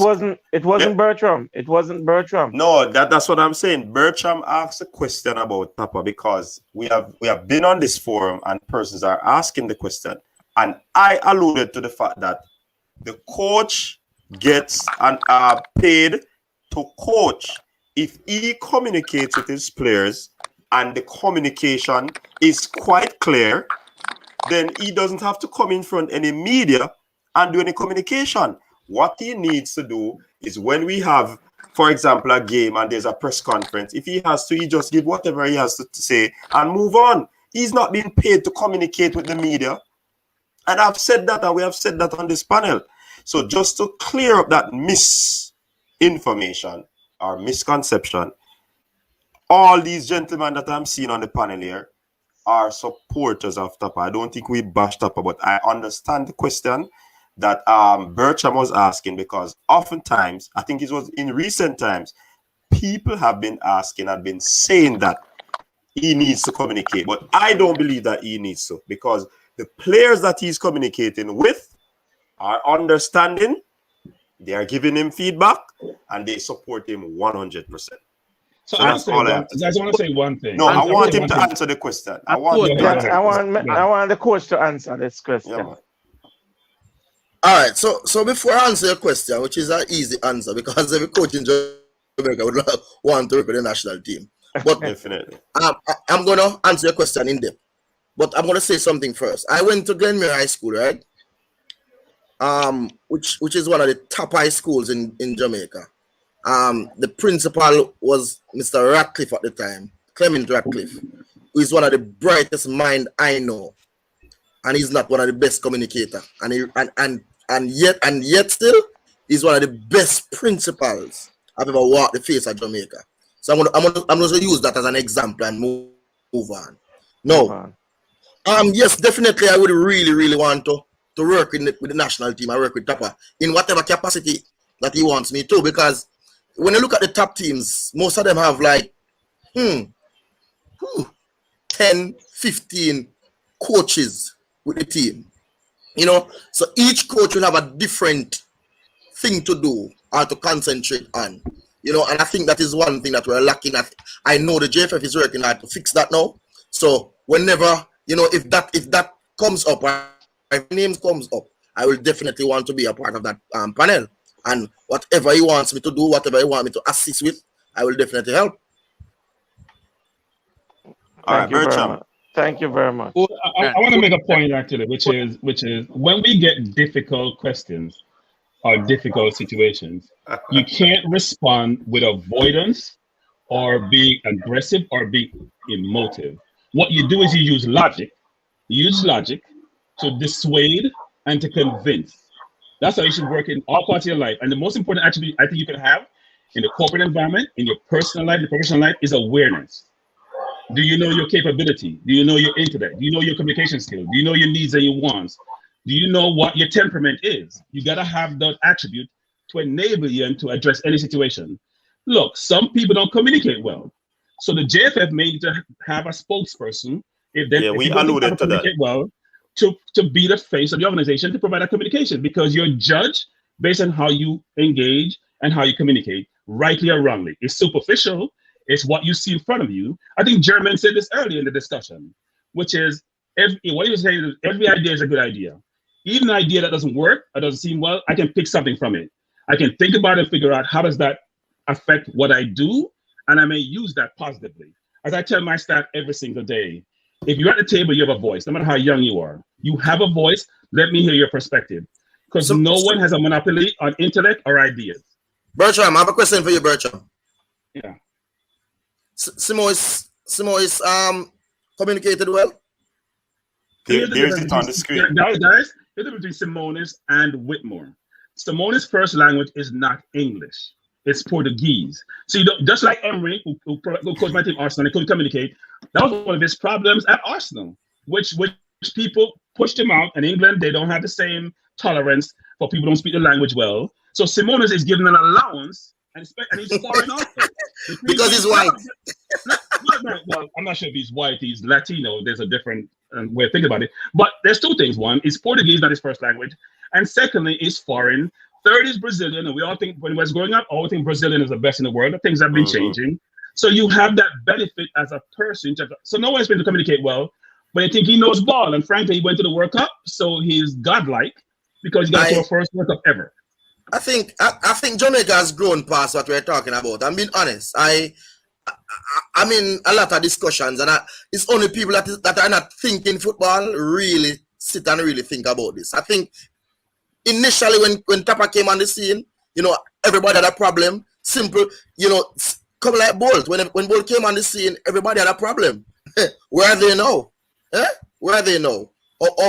So Tapa has grown, you know. And what I know though is that Tapa writes well, because you know Tapa, I have the privilege of seeing emails that are circulating from different people, and I know he writes well, you know. But I think we have far outgrown that now. We're concentrating 43 rank in the world right now and moving in the top 30. That is what I think football is right now, and I think people that are football minded, they are thinking that now also. That's just only what I think. Merron, I want to give an example, right?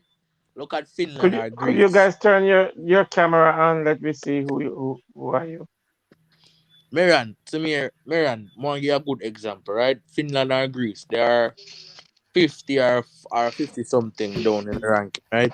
Their backroom staff is way bigger than JFF, and they have multiple coach on their staff. They might play in a Europa qualifier almost every year, right? Compared to Jamaica, Tapa don't have limited resources. So what if he get the resources, and what if he get the backroom staff? What could he achieve? That people have to put the benchmark and ask himself that if Tapa get these resources and the players, the additional players that he needs, what can he achieve? You get where I come from? For what the little way have, and try for me go up in the top 40, that's a tremendous job for him, and people need to just congratulations and give him and say him do a well done job. You get where I come from? The people and start beating him. And people out there start beating him. People out there try to say man a great tactician. You gotta have two to become a great tactician. If you have a coach, right? Mr. Porter, Merron, you're not the greatest tactician ever, but your players love your Merron. You tell the players, yo, When you play to that, we have a chance to win this game and motivate them and Yeah, they go out and put out 100%. And then plus they have the quality, Merron. So what you need to be a tactician then? Answer my question. When Marino did a coach the Portugal side when they win on the Champion League, right? Porto. Does Marino was a great tactician at that time? Him just to that won him craft. Okay then. That's just the owning craft, yeah. That's the point I'm trying to make. Marino motivating players them. That's how you win that's how you win the Champions League. That's why people keep on. I'm telling people, give the man a chance. Just give the man a chance, brother. You get my come from. Tapa pick these players like Ricardo Morris and some of these players that we don't like, Hector. But Tapa know what these players do for them. They're probably not the best players in your eyes, but they probably play the best player in Tapa eyes. You get my come from. Just work with the coach. That's all I have to say. I know I'm not gonna shake with the head and say, but that's it. You get my come from. Just like Alvis Powell. What's on the rate Alvis Powell? I don't want Kyle Walker's Peter, but Alvis Powell have two World Cup qualifying players straight. So Tapa gonna use him anyways. Like it or like it not. You get where I come from? Alex, when I call Hector name, it just smash up the day, you know? Oh, Hector play good when you have players good around him. I play like with Ravel and him play around. Alex, you're too young to be wearing glasses, Alex.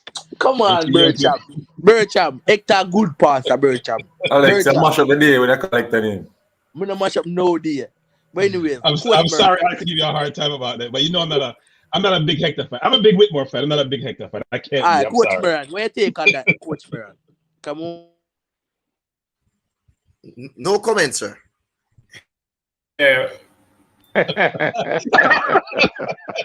Silence is golden. Coach Merron, I'll ask a question regarding the possibility of the female reggae girls potentially performing higher in international competitions than the male.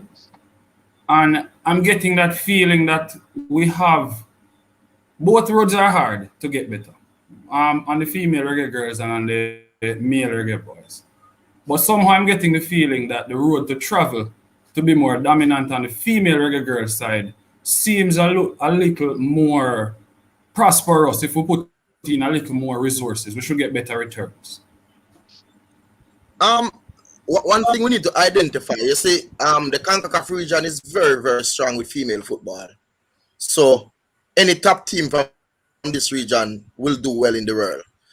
Even though CONCACAF is strong, but CONCACAF is not as strong in the world as in the male side as the female side. So I think we get very good practices on the female side. Not saying we don't get good practice on the male side, but I'm just making a comparison to say that, you know, US #1 ranked team in the world, Mexico always in the number 10 or somewhere in and around there, Canada knocking at in the teens. So we have quality teams from this region. So, you know, I understand what you're saying and I somewhat want to agree, but I don't think one should get more than the other. I think it's football. And I think it should be shared. Now, the male team now is the male income generating team. So, you know, more likely it's not going to share 50-50, but we need to share it as close as possible. Because when you have people like Khadija Shah, who every club in the world wants her now. That's true. Sooner or later, she might be challenging for female player of the year. So we have to try and put some resources there. And I think with what FIFA is doing now, where they don't talk about male and female football anymore, they talk about football in general. And I think that's kind of bringing some amount of balance in the whole system. Well, I'm sure that many panelists here and many of the viewers want to tip our hat to you for your work that you've done with female football. And we really look forward to your continued performance in that area when it comes to the reggae girls. Thank you for your service for Jamaica, sir. Yeah, man. Thank you very much, sir. Coach Merron, I have to ask a question. And I would like you to see him in the national men's team. But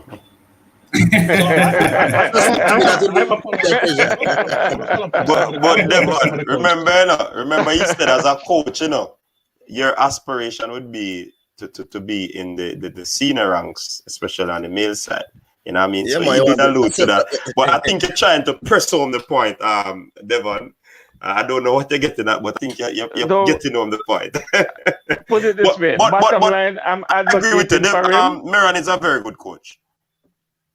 He's a very good coach. Merron, me have a question So for ask Merron. I agree with you. Are you gonna get a higher coaching license in the future? Like a UFA A license, License? a pro license? Yeah, like a UFA A. Definitely, man. We have CONCACAF B, one should be going for CONCACAF A, which is as I was saying before, I'm not gonna say the CONCACAF B is equivalent, but the knowledge gained from the CONCACAF B is the same knowledge gained from a UEFA B license, because they tailored the course around that, and it took 9 months to get it, so it's not easy. I don't want them 2 weekend course there, So I want to get my A license, because without A license and pro license, you can't get certain jobs. I don't know if you guys had a discussion with Miguel Coley since you have this forum, but when Miguel Coley got the job in Iran there, he couldn't even go on the bench because of his license. He had to few to upgrade himself. So definitely when the next A license come around, I want to be a part of that. Yeah, man. And as an addition to that, Coach Gordon, because we know that it is seen that the coach's education is one of the main aspect that is used to grade a coach in terms of their developing.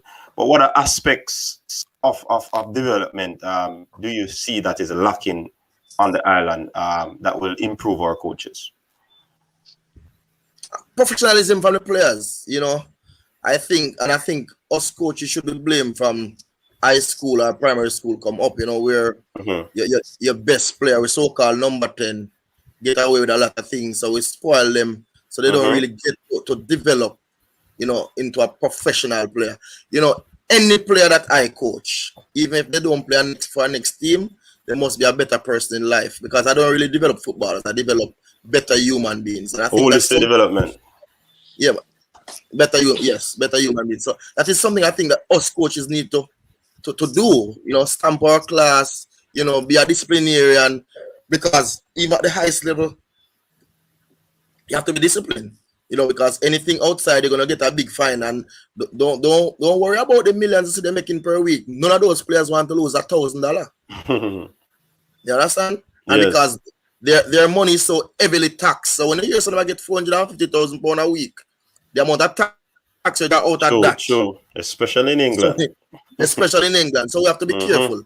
So I think just to grow the players into being professional, that is one of the biggest challenges we have. Because tell you what, I have seen national teams. I don't know if you understand the beep test. Everybody is supposed to understand the beep test. I have seen national teams call, and people can pass 6 on a beep test. So they don't take care of themselves, especially off season. Outside the competition. Yeah, man. So I think professionalism from the players, it is lacking, and I think that is one of the biggest concerns. That I think I heard government people talk. That's one of the biggest concerns why probably the Premier League not started, because our boys, they are not professionals. True. You might create a bubble and a man try to break the bubble for some dumb stuff. Yeah. True. So we have to be professional. So that is one of the biggest things that I think we should invest some more in the professionalism from a younger age. But coach, you made mention of being a disciplinarian as a coach. But we know that in Jamaica, if you have Lionel Messi on your team, and you believe that Lionel Messi is not fit enough, right? Because of you working with him. But the public out there, or the community members, Fit mean physically fit? Yes. Yeah, man, that aspect I'm dealing with right now. So he's not able to carry out the duties because of his lack of movement and all of that. And you decide to bench him. But because he's aligned to a community, the coach gets flat. What level football is this? I'm even start talking from the high school level coming up. No, what wrong coach you're talking to? Because if he's not fit, he's not fit. No, man, I'm saying you made mention of discipline. He will not play for me. But how do you deal with the backlash? Because as a coach, you have to have a broad back, so to speak. Things come at you. Yeah, man, a wrong profession you're coming in if you don't have a strong back, man. So the backlash for me was when I was just starting. Nowadays, that is nothing. I am going to. I said What I do, I let my players set the rules at the beginning of the season, Okay. Sit down and them write them rule, So when them write them rule, it's easier. I did not set these rules. You guys sat down and set these rules. So if you break it, you'll be in trouble. Can you break You'll your be in own trouble rules? because you made the rules. So and I don't understand how people have problem with schoolboys. I cannot understand because tell you what, schoolboys want to play, and as long as you're going to try and take that away from them, they will conform. That's why Merron Garden will not work for any school because it cannot be winning at all costs. Right, Because at the end of the day, I must can open my gate and feel safe. Right.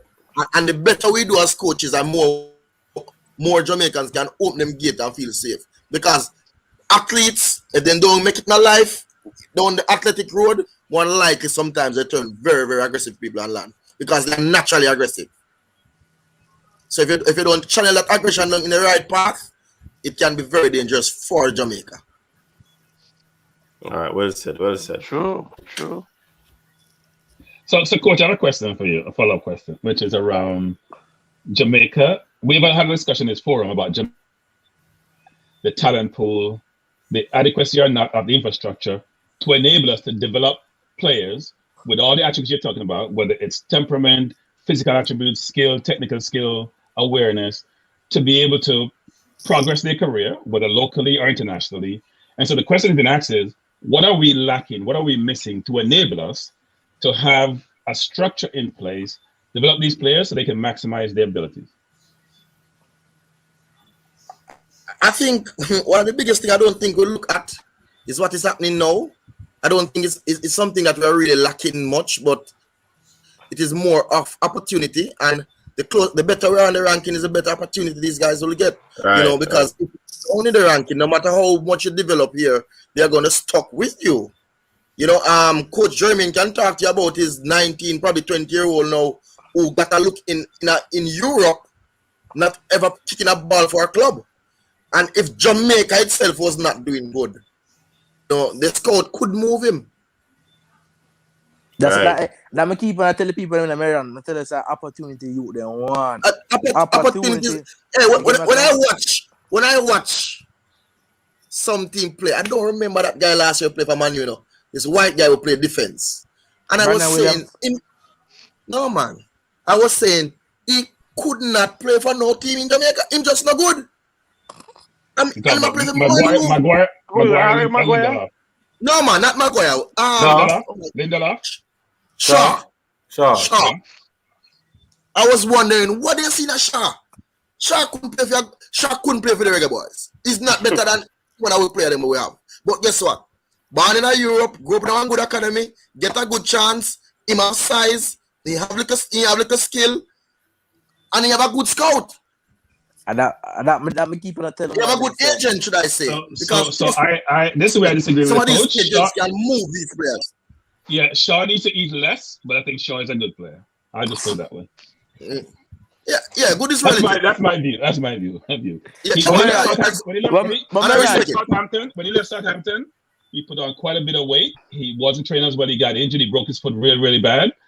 But I think if you watch him over the years from Southampton to Man U, he's not a bad player. I don't think it's a Man United quality though. Man United is one of the top clubs in the world. Shaw is a middle table to bottom table quality. That's what I was comparing him to. Coach, you play the player. Coach. Merron, may I give a good example, Merron. Look, the coach was once a Manchester United supporter, so me not trouble him. Merron, may I give a good example, like Kaim Paris. He left from Harris Pale and go Europe, and look what I do. Second top goal scorer in Slovenia, second division. Just opportunity that you would get, and you would do it. You get my come from opportunity. And I'm telling you, Paris wasn't doing really well in Jamaica, So it's just opportunity and change of life and change of environment, Climate, environment. Because if you ever me coach Paris lays this tail when in the Jamaica. How many years of Paris I run up and down a Europe environment, man. And sometimes they have no choice. No, not only that, it's because the entire team around him is a professional. They are professionals. It is so easy. But when you have an entire team of people who want to go to party tonight, that's a different ball game for a 17 and 18 and 19-year-old. So one thing people must say, Merron, one thing people must say Slovenia Bush League, the second division of Bush League. No, man. Then what I normally say, you know, all you track good clubs, no matter what division they're playing, try and see players that they pushed out. So you go there, track, and see how much players gone at top division of Europe, top division down there. So that's how. And Karim team, that's where Bosa was there, right? That was the team Bosa was, right? No. So the team of Bosa did the Dumzali. Yeah. So them let him go and Speed saying nah, make him go back to North America because those North America interest. So them send him back at the team. Because Dumzali send him out on loan to that team. And then they terminate the contract at the end of the season. Look like you're an agent, man. No, man, the article out there, you know. The article out there, we can look on it. So yeah, man, I like basically, the agent really do the traffic still, you know. Is the agent? Is the agent? Is a very good agent, So yes, I'm the German know that agent. He directs traffic. Trust me. When he comes on to that, he directs traffic. Kevin Cohen an ex good agent and get Peter No, McGregor. he's kind agent. Yeah, so he my kind agent. My shame was the agent. But let me make a point here as it relates to somebody made mention of developing players earlier, right? You see one of the biggest problems we face in Jamaica, and Merron alluded to Kaim being a little bit lazy and probably like several other of our more talented players. Very lazy. and Merron would have seen them at the national level. But look here, people. And if we are to be honest, how many people in Jamaica, as it relates to our co-workers, and I'm saying that specifically for a reason, can really look at a team of 25, 30, 15 boys and say, okay, we are going to assess you guys physically. After assessing you guys physically, we are going to prescribe the necessary activities you need to improve your weaknesses. Or is it a case where every single day we get to train in Merron, we do the same thing with everybody? So if a player is short as it relates to his aerobic capacity, or his muscular strength, or his muscular power, it's like we dish out the same plate of food and give everybody, not necessarily literally food, but training. Somebody might be slow and need more speed work. Somebody might be weak and need more strength and less endurance because his endurance is good. Now, how do we develop these players? And a lot happens at the junior level, meaning school level. So while our schoolboy football is big and stuff like that, but really and truly, can we really develop players for the professional world? And I think that and hence why we say player A or player B might be lazy. Because if you check some players, hold on 1 second. If you check some players that come to you even at the Premier League level, and you should do a fitness test. Most of those players cannot do 20 push-ups in a virgin. Or cannot pass a deep test. Jermaine, what I was saying, you know. Alright, so I am not a person who always accosts resources because we don't realize so we don't have resources and Africa have none neither and Africa have none of them do well. So what I'm saying, definitely. I'm saying, you know, we need to develop the attitude. No, we don't have the capacity to develop because we don't have the amount of machine to do kind of fancy tests and the backroom staff. So what I am saying, us high school coaches and primary school coaches, we need to develop the right attitude from the players. That's what we need to work on, the attitude. Not only the attitude, because the attitude is important, but it's a know-how. It's a know-how, you know. So what I'm saying, sir, our basic attitude will determine the altitude, you know. The attitude is important. So the little knowledge what we have, with the little level 2 what we have, then we only can carry them tactically and technically so far, and no more. So what we should do with our little knowledge is teach them what we know football-wise, but teach them the most important thing. Right attitude towards working. getting up every morning and look at Bertram. We say I go back and work now. Bertram a big man, and he will get up a morning to go work. Them youth don't want to get up to go train. Work it. So that's what I'm saying. We need to develop that attitude where off season, why you when you talk to And that is important, Gordon. when you talk to I think someone needs to go on mute. Who's that? And the attitude guard is important. Very, very important. Don't get me wrong, and I support you 100%. But it comes down, the attitude and the know-how runs side by side. So it is what we prescribe, how we prescribe what we prescribe. Because but these German, players, I message you know, German, if you don't have the know-how, which a lot of our coaches don't have the know-how, develop the attitude. That's when they go to the person who have the know-how, then have the attitude for working, so they learn the game. But some of us get caught up in trying to coach, and we really not do much with the coaching, and the attitude end up wrong. So the youth, people who are very skillful get away with murder because they're skillful. So we don't train them to have the right attitude. So probably in a Paris early development, I'm just saying, I don't know who used to coach Paris at primary school or wherever. Probably Paris was very skillful. He shift up everybody in under 12 and score 40 goals, 50 goals. But when you get old now, shifting alone can't go work. Because in international football, the longer you hold the ball, the less you go play because you get tired.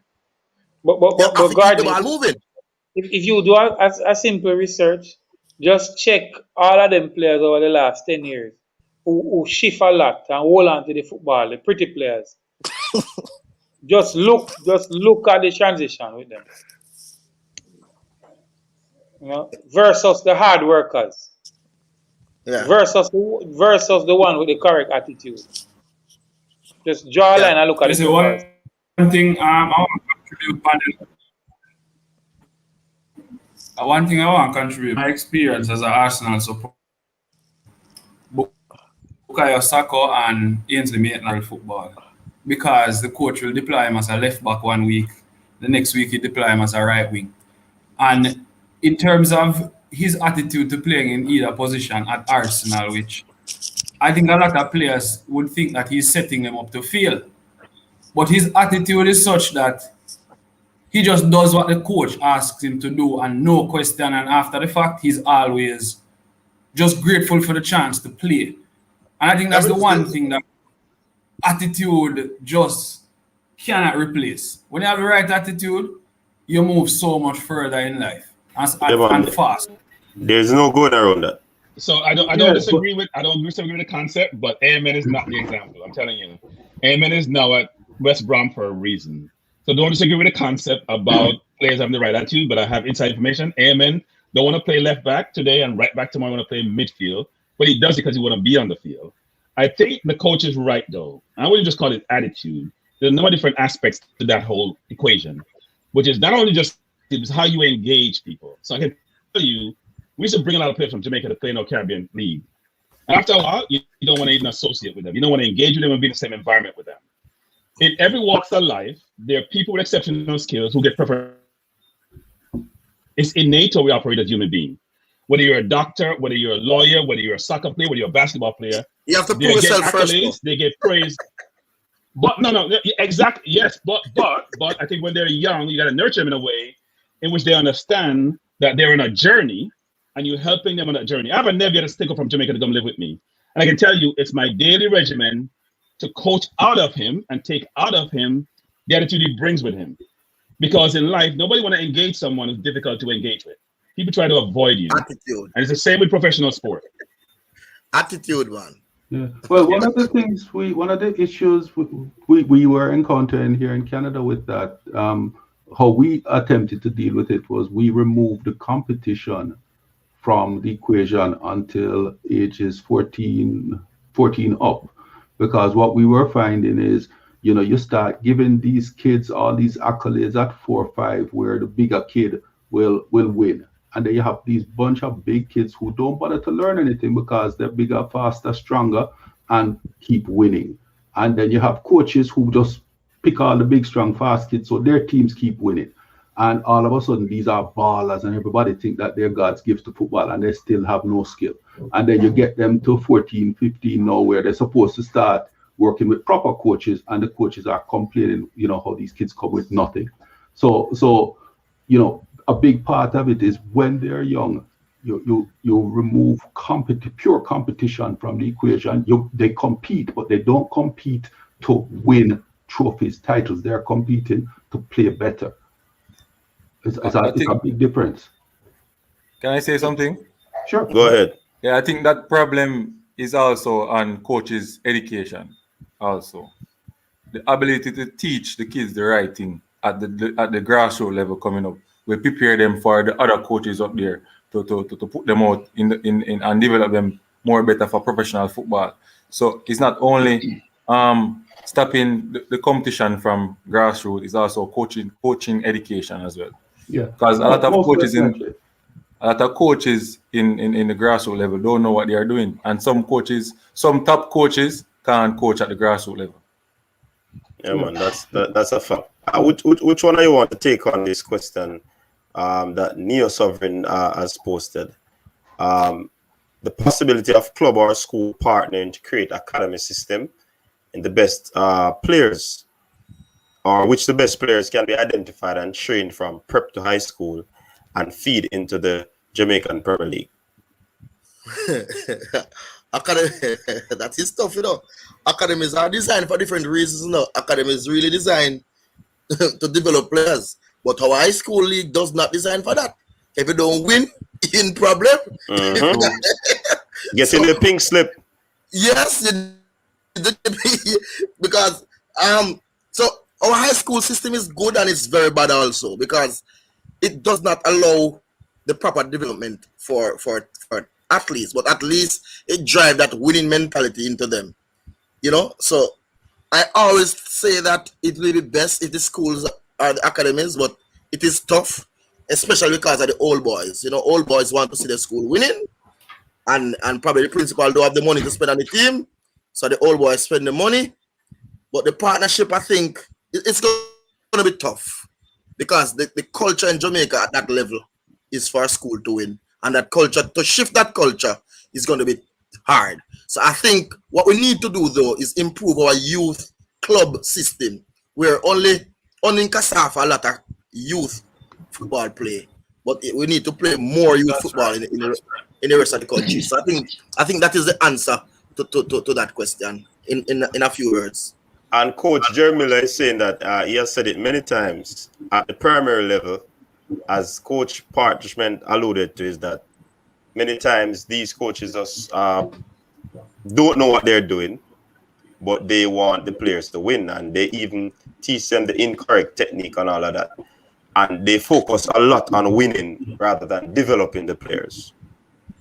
And that's why I support the sentiment of the panelists who said that coaching education is a big part of what we need to fix.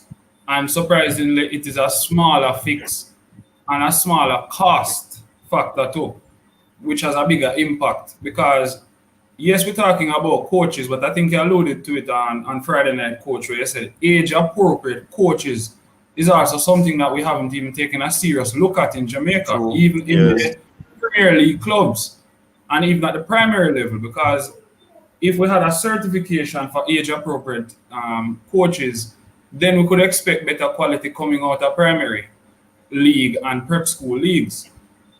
And I also want to add that I always said to people that Messi left Argentina for Barcelona at age 8. And what I want to say when I say that is something was seen by Barcelona and La Mesa between 6 and 7 that gave them the impression that he would have turned out to be a world-class footballer. Even though he had a growth disorder, true.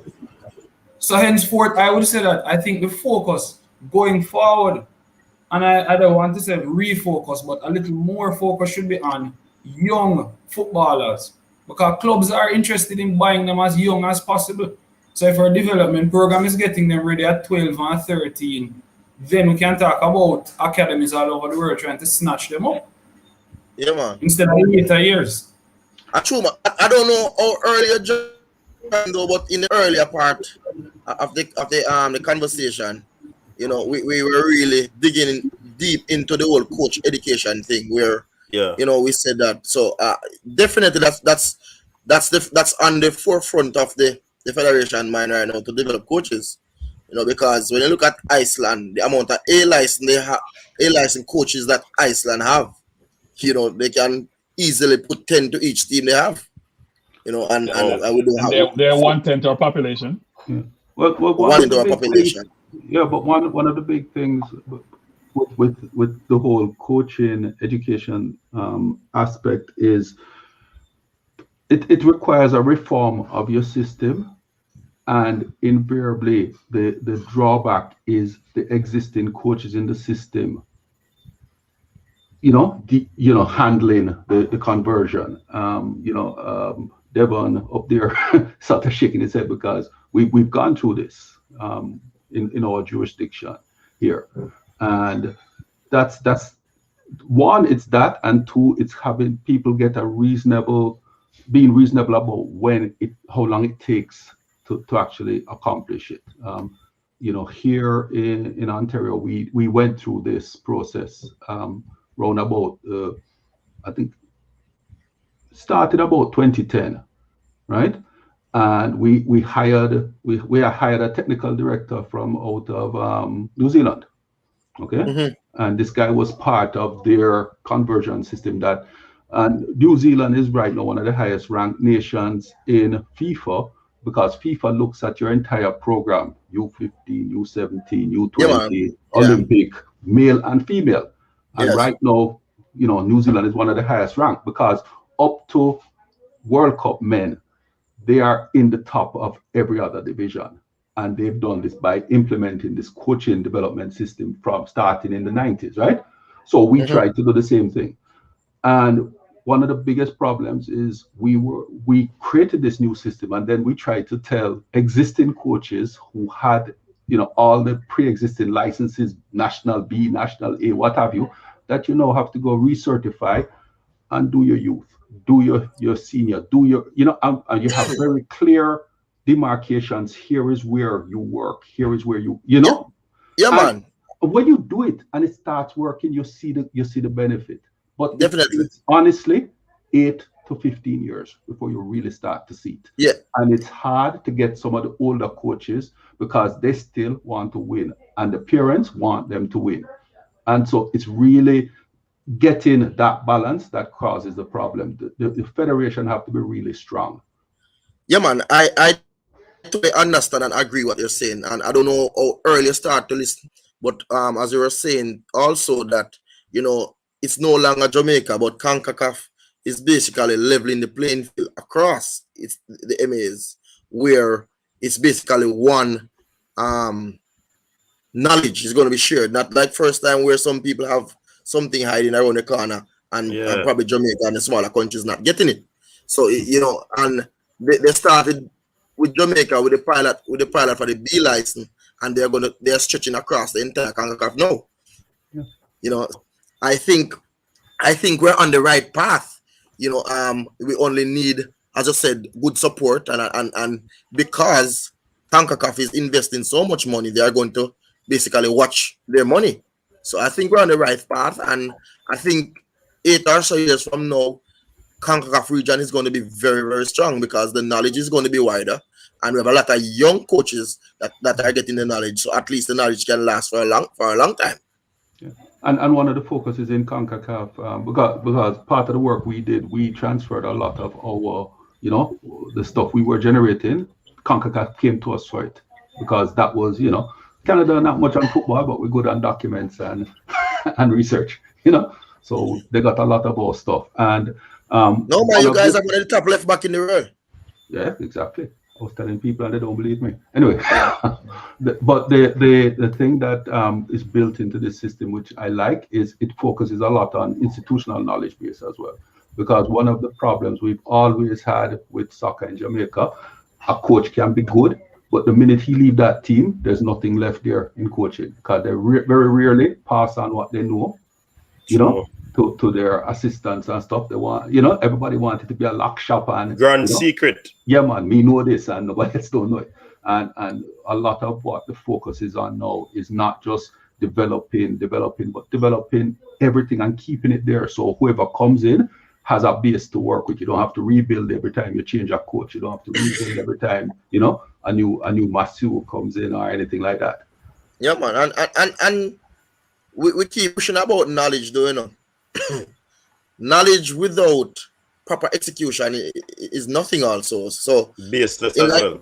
Like in America, we have a lot of coaches with a license. Some of them can do better than what we do in here with our, So we have to can execute. And one of the things that CONCACAF is also pushing is for their coach educators to be educators before that. So they are looking for more teachers and so people who teach, because you need some teachers to deliver the courses, because you have to have a background of learning to teach or how to teach adults to really deliver courses the right way.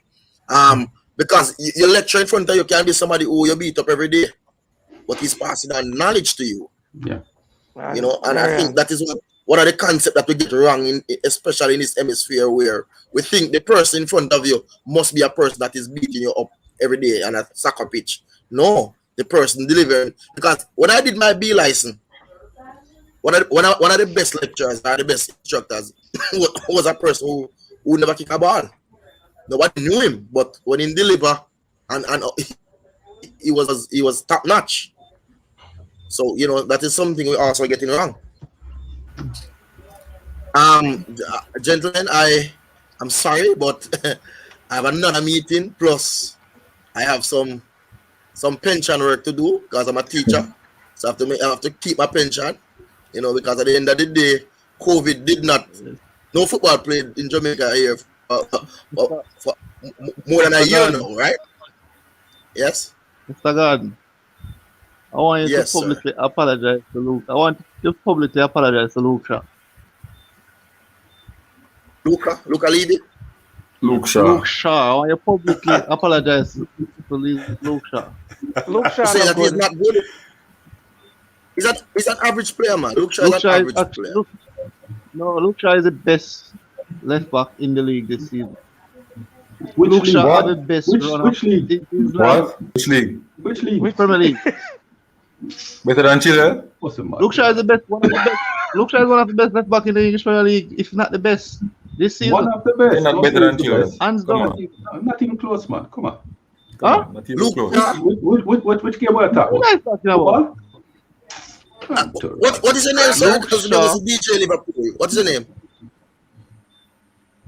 Show your You face can on just come camera. what you say on the screen. No, man, I wouldn't Turn your camera on. Come on, it's a public. Walk on here, sir. This is another answer we keep. Come on, man. I just want to know your name. You don't have to show your face. I just want to address by your name. DJ Liverpool. DJ. All right, sir. You're hiding. Okay. All right. What I'm saying, sir. Wow, best in the English Premier League. Why is that? One of No, I think he's one of the best, because if you take him out of the Man U team, I don't think Man U would be at second. No, I mean, I agree with that, What? I won't object because I'm going to do some research. I am not a person who will do research. Bruno. But they try that with Bruno, but not Luke Shaw. You really me not like Man U enough for I'm not shit, but you have to give the man his props. Let me ask you a question. Which country Luke Shaw come from? Hello? Luke is an Englishman, is it? Yeah, which what? Yeah, he's Luke English. Shaw is He's an English. Englishman, Yes. right? Yes, he is. Yes, he is. Let me explain something about English commentators, right? You see, when they want to drive home a point, they will sell you a cat and tell it's a tiger. They sell all ice to Eskimo. Last year, they said Roberts was the best left back in the world. Mm-hmm. You remember? When he scored 2 balls, Liverpool do well. Where are they now? Scores, yes. So if you have listened to the commentators, then you go lead us straight. But Luke Shaw is nowhere near. No, before I go, let me explain to you how you classify world-class players. You see, when all the top teams in the world want that player, that's when you're world-class. I don't hear one top team in the world mention Luke Shaw name, not even on them bench. Good. Yeah. No, This is the first. This is the guys, first. that's yes. This is the That's first. yes and This is the no. first season Luke Shaw ever play a handful of games. Yeah, This is the first season he ever have this run. That's the only. That's how I see world class players. When everybody wants you, when everybody wants you, that's how I think you're world class. When I heard the If it's name, just- when I if heard it's the just name people that make who that like you, comment, I you're said, good for the can't club. Merron God. I said, I can't Merron God make this comment. No, man. I mean, make it, man. I stand by it, man. Till death do me part of that comment. Luke Shaw is average. Not Merron Garden alone, me too. Luke Shaw average. Yeah, I think I support him. I would agree with the gentleman who spoke earlier about Luke Shaw. I watched Luke Shaw from a kid at Southampton when he was playing for Pochettino and different people. When you say everyone wants a player, it depends on who you're playing for. So, for example, I don't disagree with the concept when you play for a lower team. When you play for a Man U or some other team, if you're an English player, you normally don't leave England and go someplace else to play. There's no need to. So it's different if you're a France player. Or France You mean old football, sir? Huh? Old football. No. You don't see Harry Kane. You don't see Sterling, Kane, Maguire going to any other country. The right money did not come on the table. The right money did not come on the table. Answer my question though. Which top English player, except for Trippier, and he's not even top, play outside of England?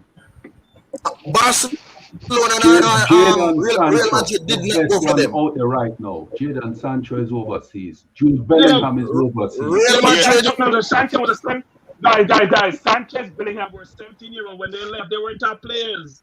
Which top player has moved from an English team overseas? Yes. But Real Madrid or Barcelona did not come for them. No, I agree. Because when those teams come calling, I only Liverpool old captain, only Gerrard has to turn on those deals, and I don't know why. But that's a point. No, because English players are comfortable in England. Most of them only speak English. They're comfortable in the environment. They don't want to leave England. Hey, remember United. Why did David Beckham leave and go to Real Madrid? Who? David Beckham. No, because he was fired by Ferguson. Yeah, Ferguson. No, he wanted to leave. He wanted to leave. The right money. Because he wanted to leave because of various reasons. Ferguson done with him and the money, right? David is different. Okay. A top player in England. Hold on. A top player in England.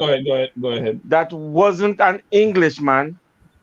Leave England and went to play in Spain. And he's one of the best players in the world. Maybe the second best player, if not the first. Most Cristiano Ronaldo. Most of them are mercenaries. But Virgin, here the Manchester United fan on the matter. Yes. Listen to me.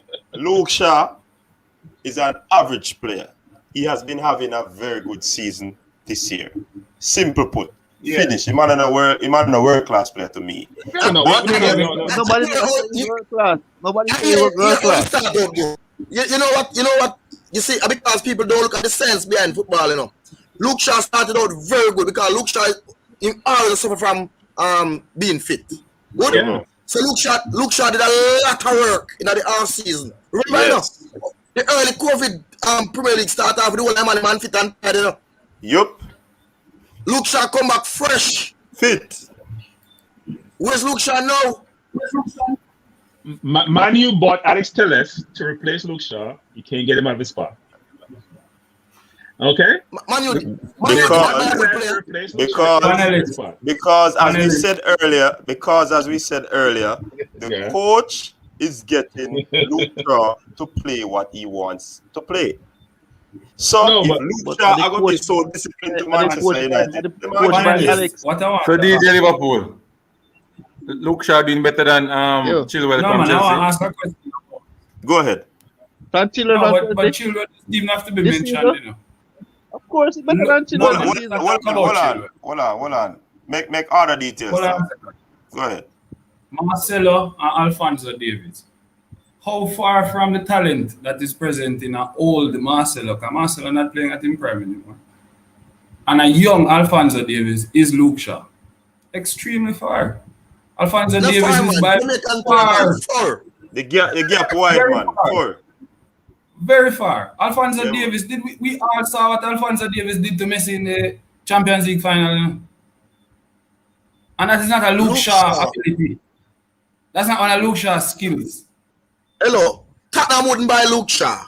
Arsenal wouldn't buy Luke Shaw right now.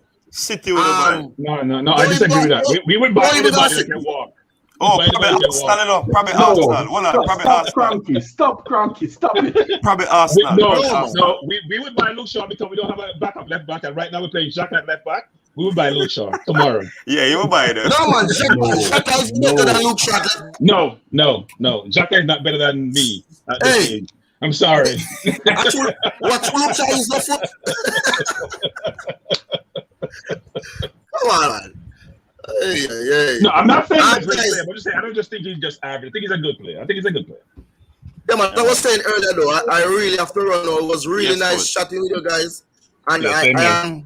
I'm here anytime you guys want to talk. Okay, as long as you don't want to ask me personal questions about my federation, All right. about our federation. We'll Yeah. trick you and get someone out here at some point in time. We'll find a way to get something out of you. Well, I can't tell it now. Big up, sir. Yes, God. sir. Marianne, Yes, next, sir. you're gonna get that call, you know. I'm gonna sit with you that you get that call. As long as you're that powerful, I'm grateful, sir. All right, so Yeah, man. I hope the incentives are also good, because at my age I cannot continue to do my resume. I have to get some money now. all right. Yeah, I man. take care, guys. I'm Listen, all right, pleased to all serve, right, because take care. COVID is no joke. Yeah, All man. right, best up. All right, take care. All right, take care, man. Coach, Yeah, man. So, yeah, man. I want to make a point on the message that came up the last time about primary school and academy development. Mm-hmm. Yeah, I think the high school ISA is trying to change the winning mentality from the school because of the changing the amount of players you can recruit for the high school system. So coaches like Merron Garden, yourself, Thomas, and me, we have to develop these players from grade 7 or go and seek quality players from the primary level, or even develop a little start the training, you know them way there, and try to build them. Because COVID mash up high school football right now. Because remember, you can recruit 3 players, right? Or who is not in the quota system according to who don't play is a competition, right? So it kind of difficult. And, JC, the poorhouse, them gone them school a long time. So schools like the McGrath and the Glengarth and the St. Mary's College, them have to start to think about how they're going to develop these players. So I think the mindset is taking time to change. It's trying to change the mindset of winning and more on development. Yeah, young coach. I don't know your name, but you mentioned you're with Charlemont, right? Yes. All right. So tell me something. How does coaching education work in the school system? I mean, like here, the schools are not governed by the Football Federation, right? No, ISA. Right. So does ISA run coaching training programs, development programs, any of that? Or are you pretty much on your own? I think but the JFF try to stipulate that if you don't have a level certain qualification, right? Certain qualification, you cannot coach any at the high school level or professional level. Okay. So they set a requirement, but they're not providing actual training to you. Right.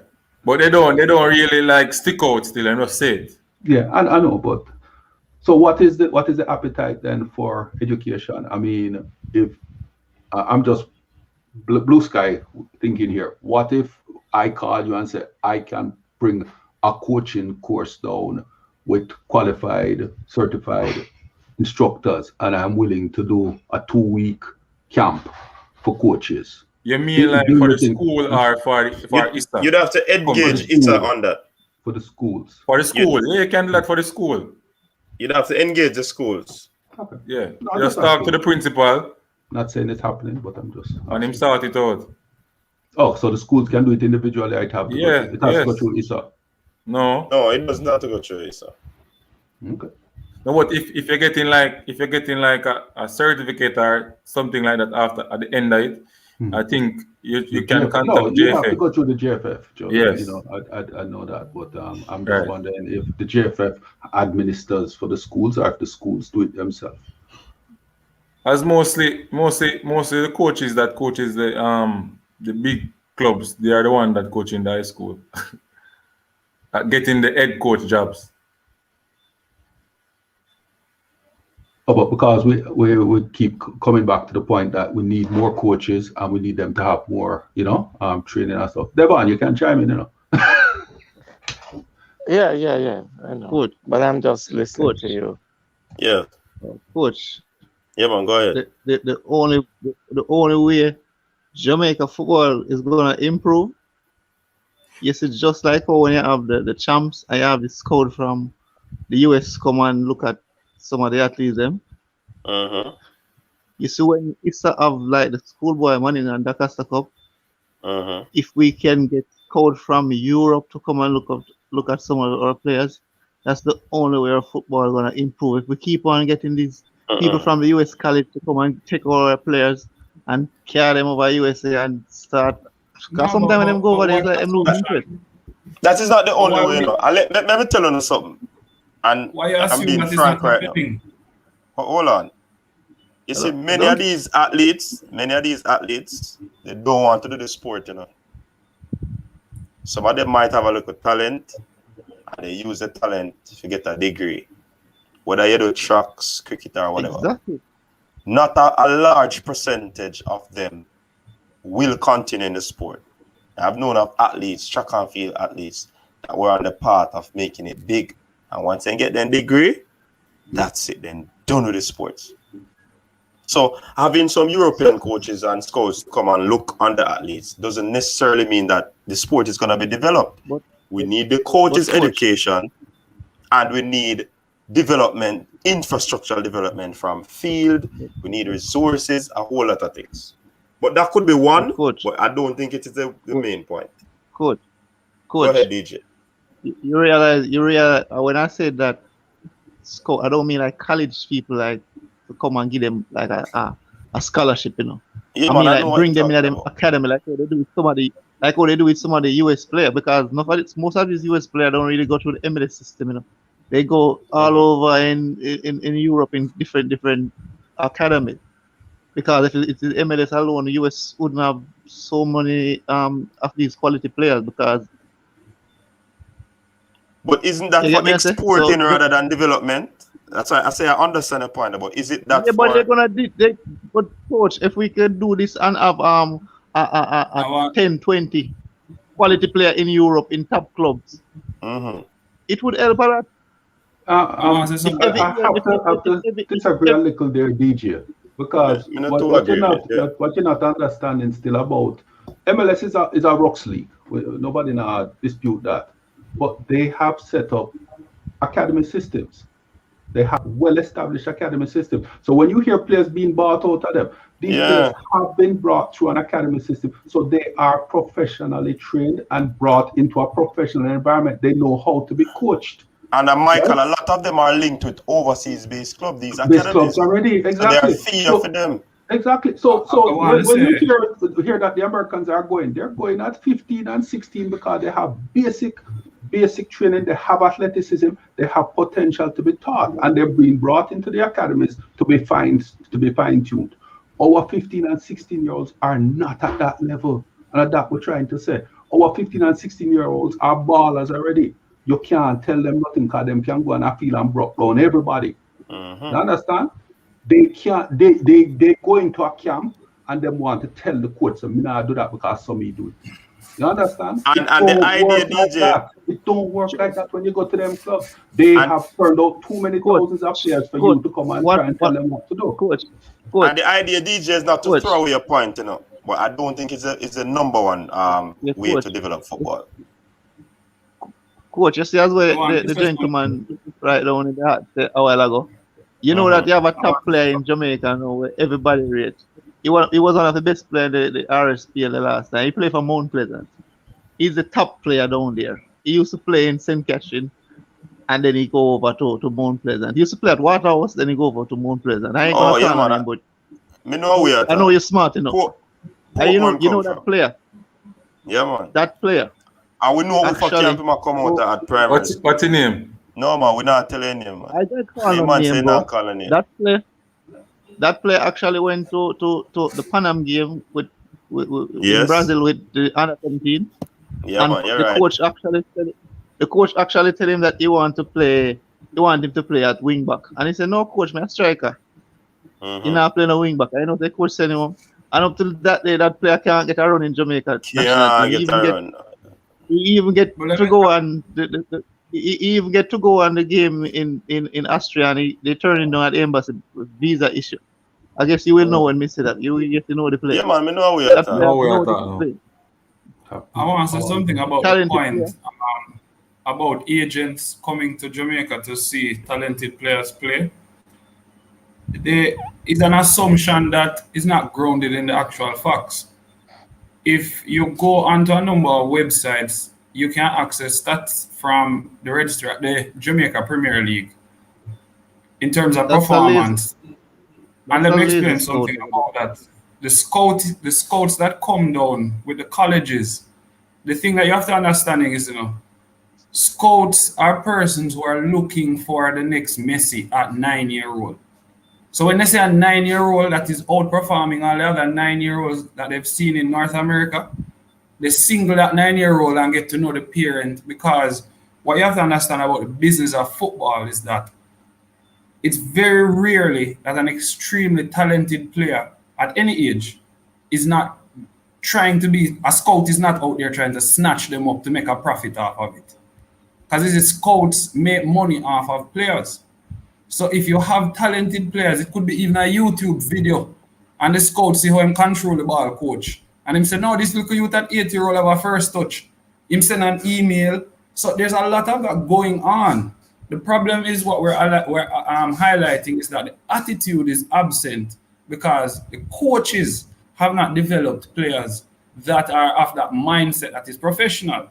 So having agents come here, what you may find is the same thing that people always allude to with Walter Boyd. Great footballer, great legs, play a good ball, have a wonderful shot, but the mind is not there. And the mind seems to have not been there at a tender age. So it's extremely difficult now to coach that into a player who is extremely talented. And it's the same thing that the English commentators speak about Ravel Morrison with, to say that brilliant youngster, but as time came up and money, it seems as if he got lost out of that path that Alex Ferguson had him on. And that's just a thing about attitude. And the earlier you have the attitude, the better it is for your rise. Because football is not about luck, Football, all of these players that we see making it in Europe, they are hard workers. And more than that too, they can run 10 kilometers in 90 minutes. When I look at a lot of footballers who want to make it in Jamaica, and I said to them, say, over 90 minutes, you think you can cover 11 or 10 kilometers of ground? And then I say, oh, yeah, it sounds easy, but go out there and try it. And then you realize what's the difference between world class and where you're at. And that's one of the things. Standards is what we misrepresent in Jamaica. A lot of England has a lot of young footballers that are better than young Jamaican footballers because of academies. So we can't just expect that talent is going to do this thing, No, man, not talent alone. Most of the talented youths, they don't work hard. I don't think about Messi talk. Messi said the man them so the Vicks and say Englishman we go for. Huh? Yeah, but tell the man them so them Vicks and say you. No, we're going for the best players. Simple. The man them Vicks, cause first thing you hear Mr. Garden say Whitmore have a Cora player. Which Cora player? You can't count the 5 player where you can say a sure picking of the team. No matter about core. That may it's the thing with if a man No, like Merron God but when I he's did. right, you know. He's right, you know. There's a core But base.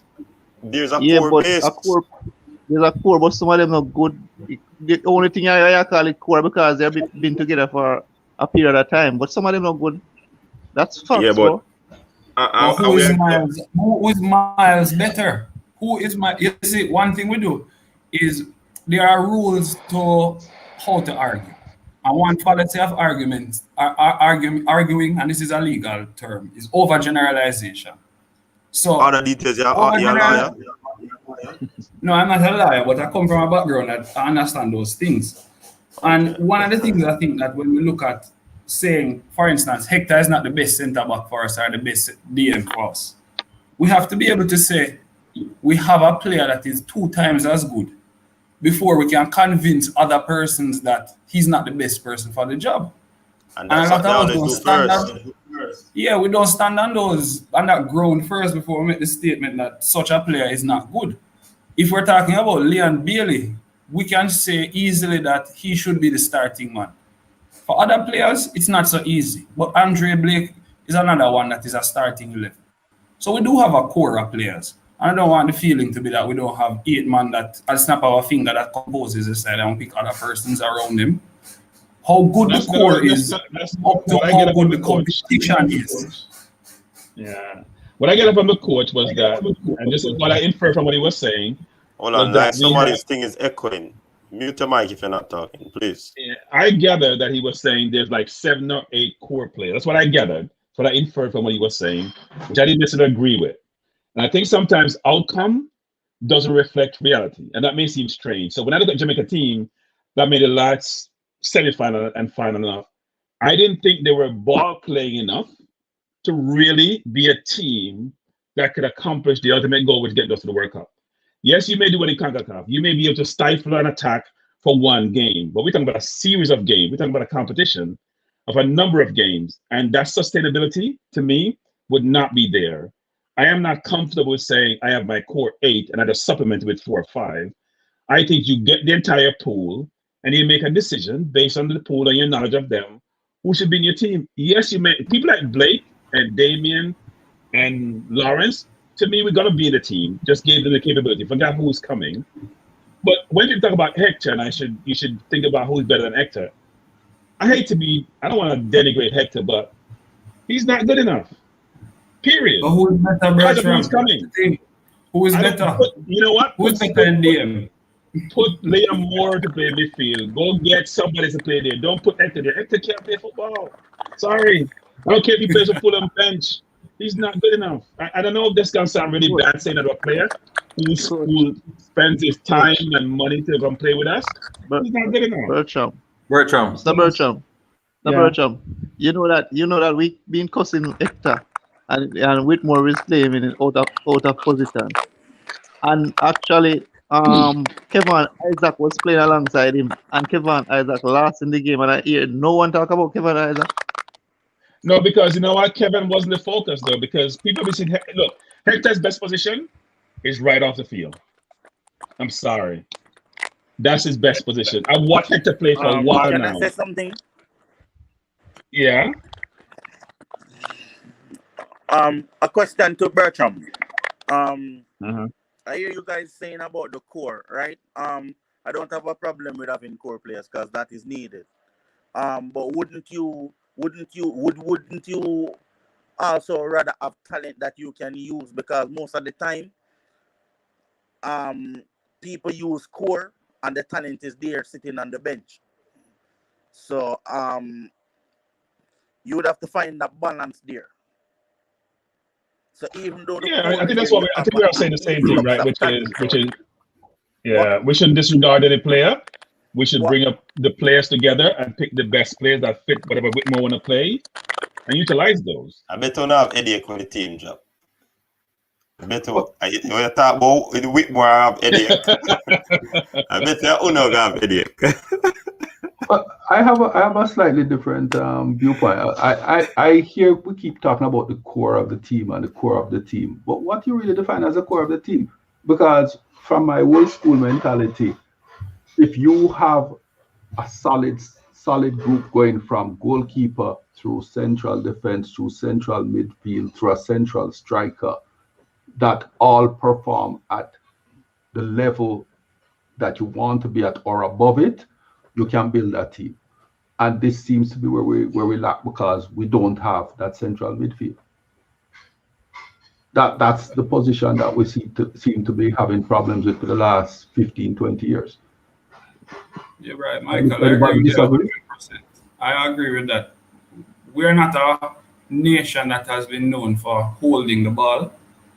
And I hold us accountable, but I don't want to say I would accuse us for not being able to do that. Because I think it's unfair for us to hold Jamaica as accountable as we hold England accountable, or Brazil or Germany. Yes, we expect the same things, but the resources are clearly different. Hence why the performance is a different thing. So I'm not lackluster in saying we shouldn't criticize, but I think I don't see an answer to how we develop central midfielders, number 10s. That's a puzzle for me. It's a system. You have to have a system. I mean, you look at the French.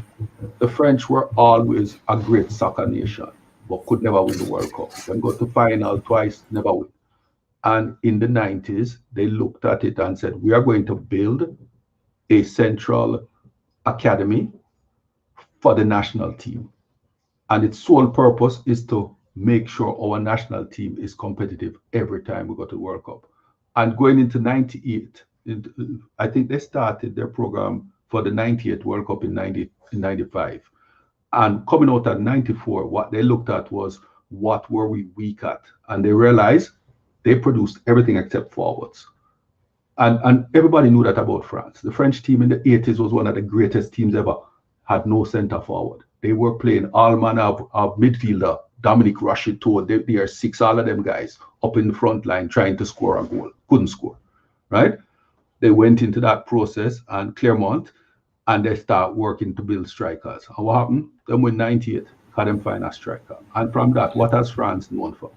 Thierry Henry, all them Woolly boys coming out, now them can't strike. Now them can't find central midfield, so them will work on that. This is how you build things. The Dutch do it. The Germans have done. Look at what the Germans have done. The Germans were always efficient with the ball, but they had no creativity.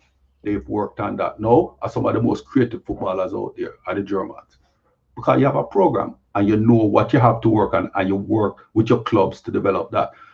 If we start doing that and start getting that focus by saying our national game is to play out from the back through the central midfielder, the central defensive midfielder, moving the ball into attacking midfielders who, once you start saying that is what you want your national team to look like, and making that known to your clubs that this is how we have to play, the clubs have to put players like that together,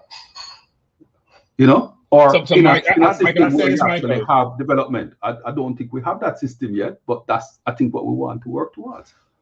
Michael, we've outsourced that, and we're lucky. We've outsourced it to the UK. so we're gonna leverage that outsource. That's what we have outsourced. We're gonna leverage it, but we have it to utilize. We should go and get those players and bring them in. Have it, so we have it. So I think, and we're lucky to have that pool of talent to select from.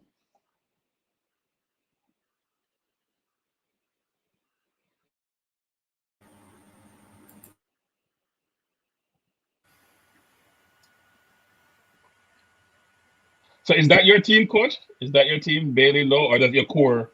Is that your core? No, someone asked the question if somebody could list the core players, and I said that Bailey Lowe, Taxi, Morris, Hector Blake, Isaacs, Anglin, Flemings, Maggie, and I did add an additional party that there are some that are missing, like a Walker, who else was Bobby missing? Reed. Bobby Reed and players like that. So I do believe that the coach has a core. So I'm agreeing.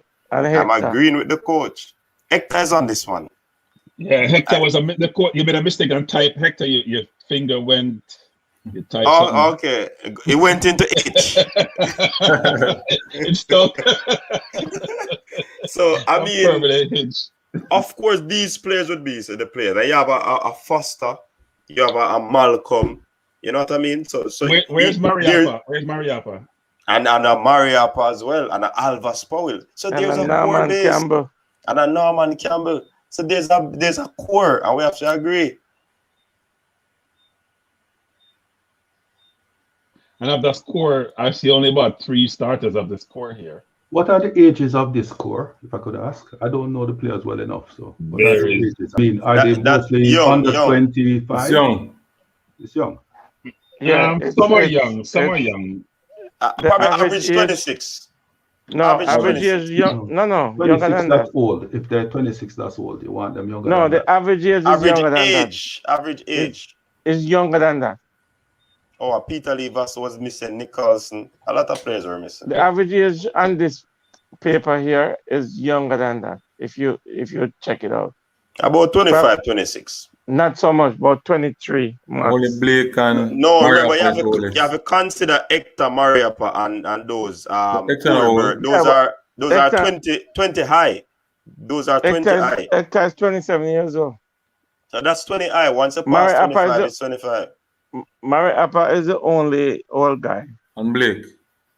And Blake. Blake is almost 29, 30, right? Blake's about 30, I think. About all 30. Right. So Jerry Miller is refuting the fact that how do we consider them core players when at least 7 of them has less than 10 games for Jamaica?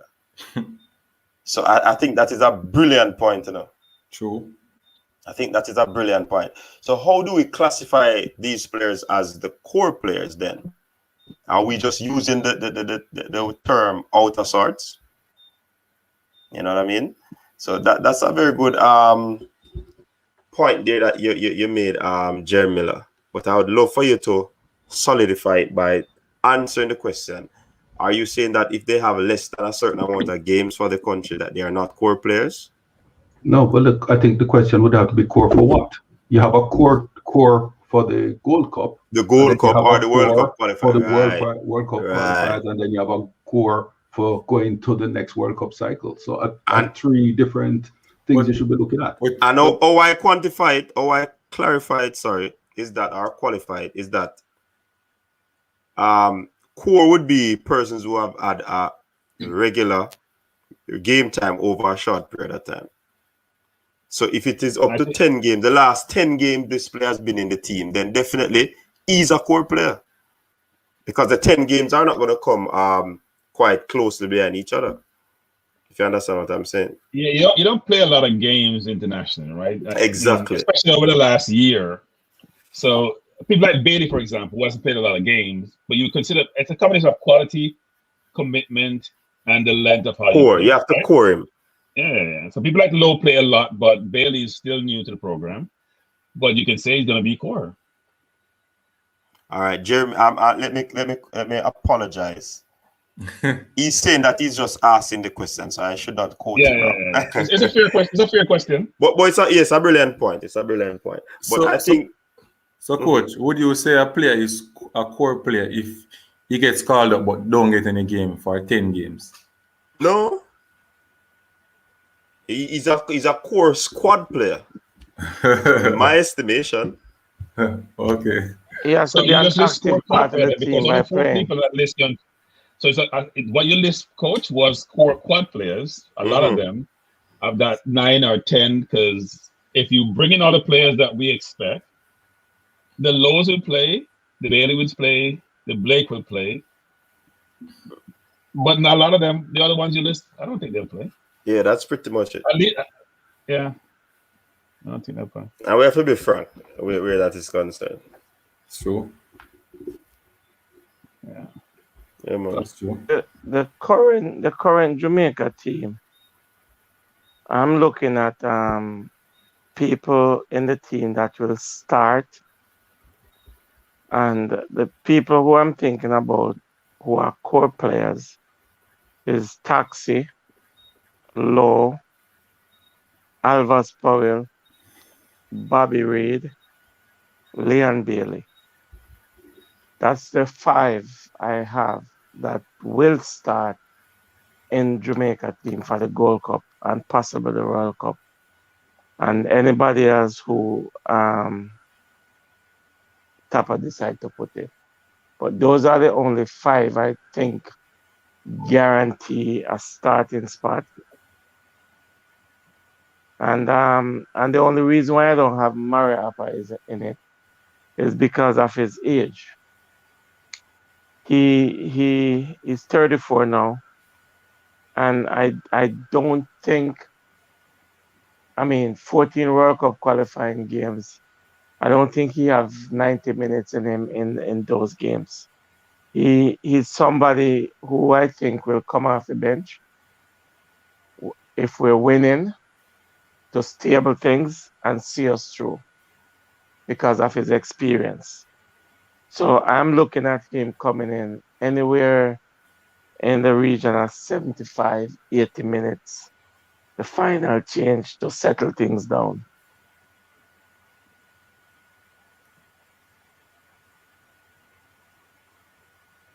Look at that question. Look at that question. Who wants to take that on? So if they haven't played many games together, that's the core players, you know. How would you describe the chemistry as good? Where if we have many players coming in, it will destroy the chemistry. So it's like saying that if we bring in these players, it's gonna disrupt chemistry. But these on the international scene, they don't play a lot of game. So how is their chemistry in that team or with those group of players? So I would flip the question and ask the question, given all being equal and your preference between chemistry and quality, what would you select? That's easy for me. What would you select, Coach Miller? Chemistry or quality? We're waiting on him. Anybody else want to take on the point? Because I know he's going to put the answer in the comment section. I like the latter. I always be national team pickup teams. So I want quality. Yeah, I want quality. Because I can, over a 2-week period, I can put them together and have them play a certain way. It's a short duration anyway. Time to, think about my methods and be able to disseminate all what I want to get done. I have a short window to work with. I want the quality. And they all play in different systems across the world. They're all very knowledgeable about football. Give me quality, and if I have one of the two, you like both, but if I have to have one of the two, I want the quality. Yeah, definitely. If you have that choice to pick one, good. You can't pick two fresh cut. You have to pick one. So gentlemen, on the look of things, I think we're going to close off the show for tonight. I think we have said a lot tonight. It's Monday morning coming up in some places, and work has to go on. You understand? So, as usual, we have not done it for the past 2 nights because of how late we're on. But tonight, we're gonna give the opportunity for persons just to give their closing comment on tonight's discussion. Where's the brothers? As you reach where go home, why you come later now? All right, this is what Miller is saying. Both chemistry and quality are important, and they work hand in hand. Does make sense you have quality and no chemistry, nor having chemistry and no quality. So we probably in a problem there. Not really, because the question asks something very specific. If you have chemistry, right, and you bring quality, does not necessarily mean you're going to get good. If you have quality and you have time, you will develop chemistry. So, we right now are saying we have some chemistry and we have a lack of quality in certain positions. And we don't have much time. And we don't have much time. So which way do we go? Personally, I actually would go with the chemistry for the World Cup just because of the short time frame, short time window. But for the World Cup qualifiers, I would go with the quality because then I have an extended period that I can meld them and mold them into something. Yeah. And so that's personally how I'd go with it. I said it weeks ago. I'm not in a big rush or a big wish list for me right now to go win the World Cup. You know, mean nothing. Not at this point. You know. I would use the Gold Cup to develop the chemistry I'm looking for to translate me to the World Cup qualifiers. Because a lot of these players have never played with us. You know, if you think about it, the US is not using some of the best players in the Gold Cup. So they're pretty comfortable, I think, with their chemistry and their quality, right? And they also want to spare them from all the competition they've played over the year, which has been a long year, in the games that they have played. But I think we need to have that coming together and develop that chemistry to translate over into the World Cup qualifiers. Right. So as Flavor Max TV said, give us the quality. Let the coach work overtime to get the chemistry. I think that's a pretty good, decent comment to close it off on. All right. So starting with Devon, give us your closing remarks on tonight's show. I mean, we have some good discussion, but I mean, I always say we are not the coach, and whosoever Whitmore selected to go into the World Cup, we just have to trust him and go along with it. And I just hope the JFF just give him some extra personnel to help him along the way. And then I mean, we have to. My thing is the World Cup. If I got to semifinals in the World Cup, I'm not gonna say I'm overly satisfied, but I will be satisfied because the main thing here is to qualify for the World Cup. Absolutely. So all we have to do is just rally behind the team when he selects the team and see what where we go from here. Yeah, man. Well said, Devon. The great man, Bertram. Look, I think the discussion was good tonight, especially to hear the two coaches and then to talk about their professional journey and some of the challenges they face, especially as it relates to football at the sort of lower level in Jamaica and some of the things that are needed. I got a sense from them they believe that we have talent and just to nurture that talent, and not as much, which I was a bit surprised about what we talked about, the sort of totality of the infrastructure, which I think is an essential for us to get to where we're trying to, the journey we are on to get to where we're trying to get to. But I think the discussion was good. And as it relates to Whitmore, I think, look, we've always been saying this for a number of days now, which is he's going to be the coach / manager. He should be to give the opportunity and the resources as best as possible, whatever is available, to be able to go out, source the talent, put the talent together, and compete in both the Gold Cup and the World Cup qualifiers. And I think we will never have consensus about who plays and who doesn't play, strategy employed. But I think what we should do, unlike what I'm doing for my coach at Arsenal nowadays, because I'm fed up, is to support him and push him to get us to where we're trying to get to. Doesn't make sense we have dissension amongst ourselves and the coach get all these negative feedback, because we all have the same objective, which is to get to what I call the promised land, which is to get to the World Cup next year. So we should all support the coach, and hopefully things materialize into what the outcome we're looking for. Unseen. Well, I would say that tonight was a good night to learn a lot of things from the top coaches, Merron, Garden, and Thomas. Also that, you know, the structure, coaching, education, and stuff like that need to improve so that Jamaica football can improve faster than how it is right now. And I think we should start to think about our quality. I think the belief is not there in terms of what we can do, what we can develop. We tend to think, to look on other countries to develop for us. And that's one of our biggest problem. And the belief is not there, and hence it slowed down our process of developing footballers, not track athlete footballers. So I think whenever we start to believe that we can be a powerhouse in football, that's where the change will make. All right, cool. Finally, Michael.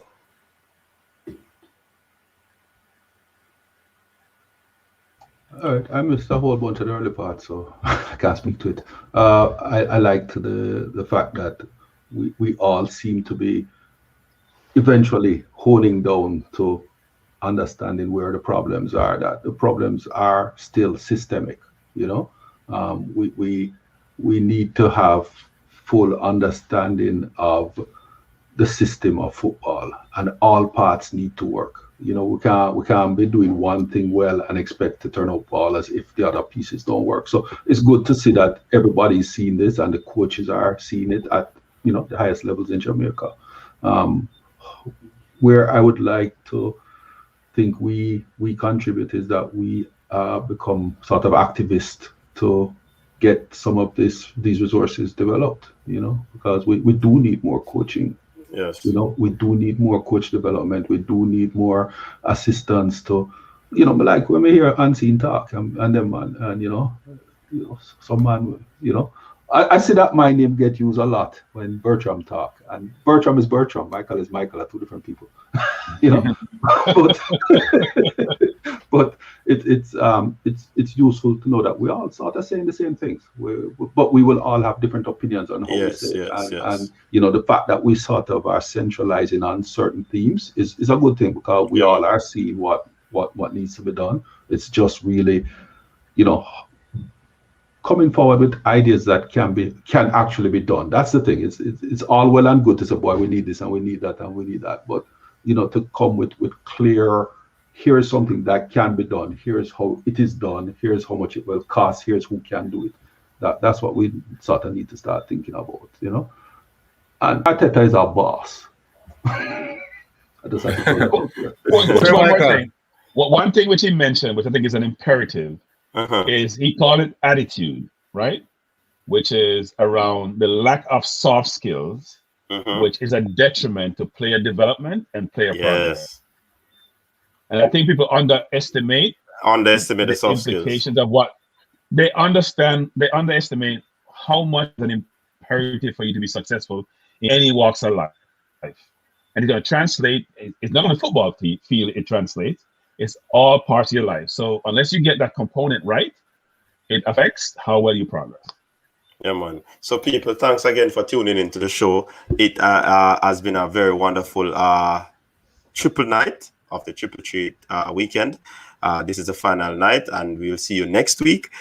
We sure hope that we want to come with some more amazing topics where we can have discussions. And if we could add a little interview in it there, here and there, if you could get some big persons on the panelists again, then it would be even super. So big up to the panelists: Devon Porter, Bertram, Unseen, Michael. We had all the details on. We had Kevin on. Coach Thomas and Coach Merron God was on, and also Alex was on. Big up to all the persons in the comment section. You have been doing very well. Just big up yourself. Continue to stay safe, people, because as Coach said, this COVID thing is real. Big up yourself. Until next week, people. Safe week ahead. Peace out. Coach Michael, go on.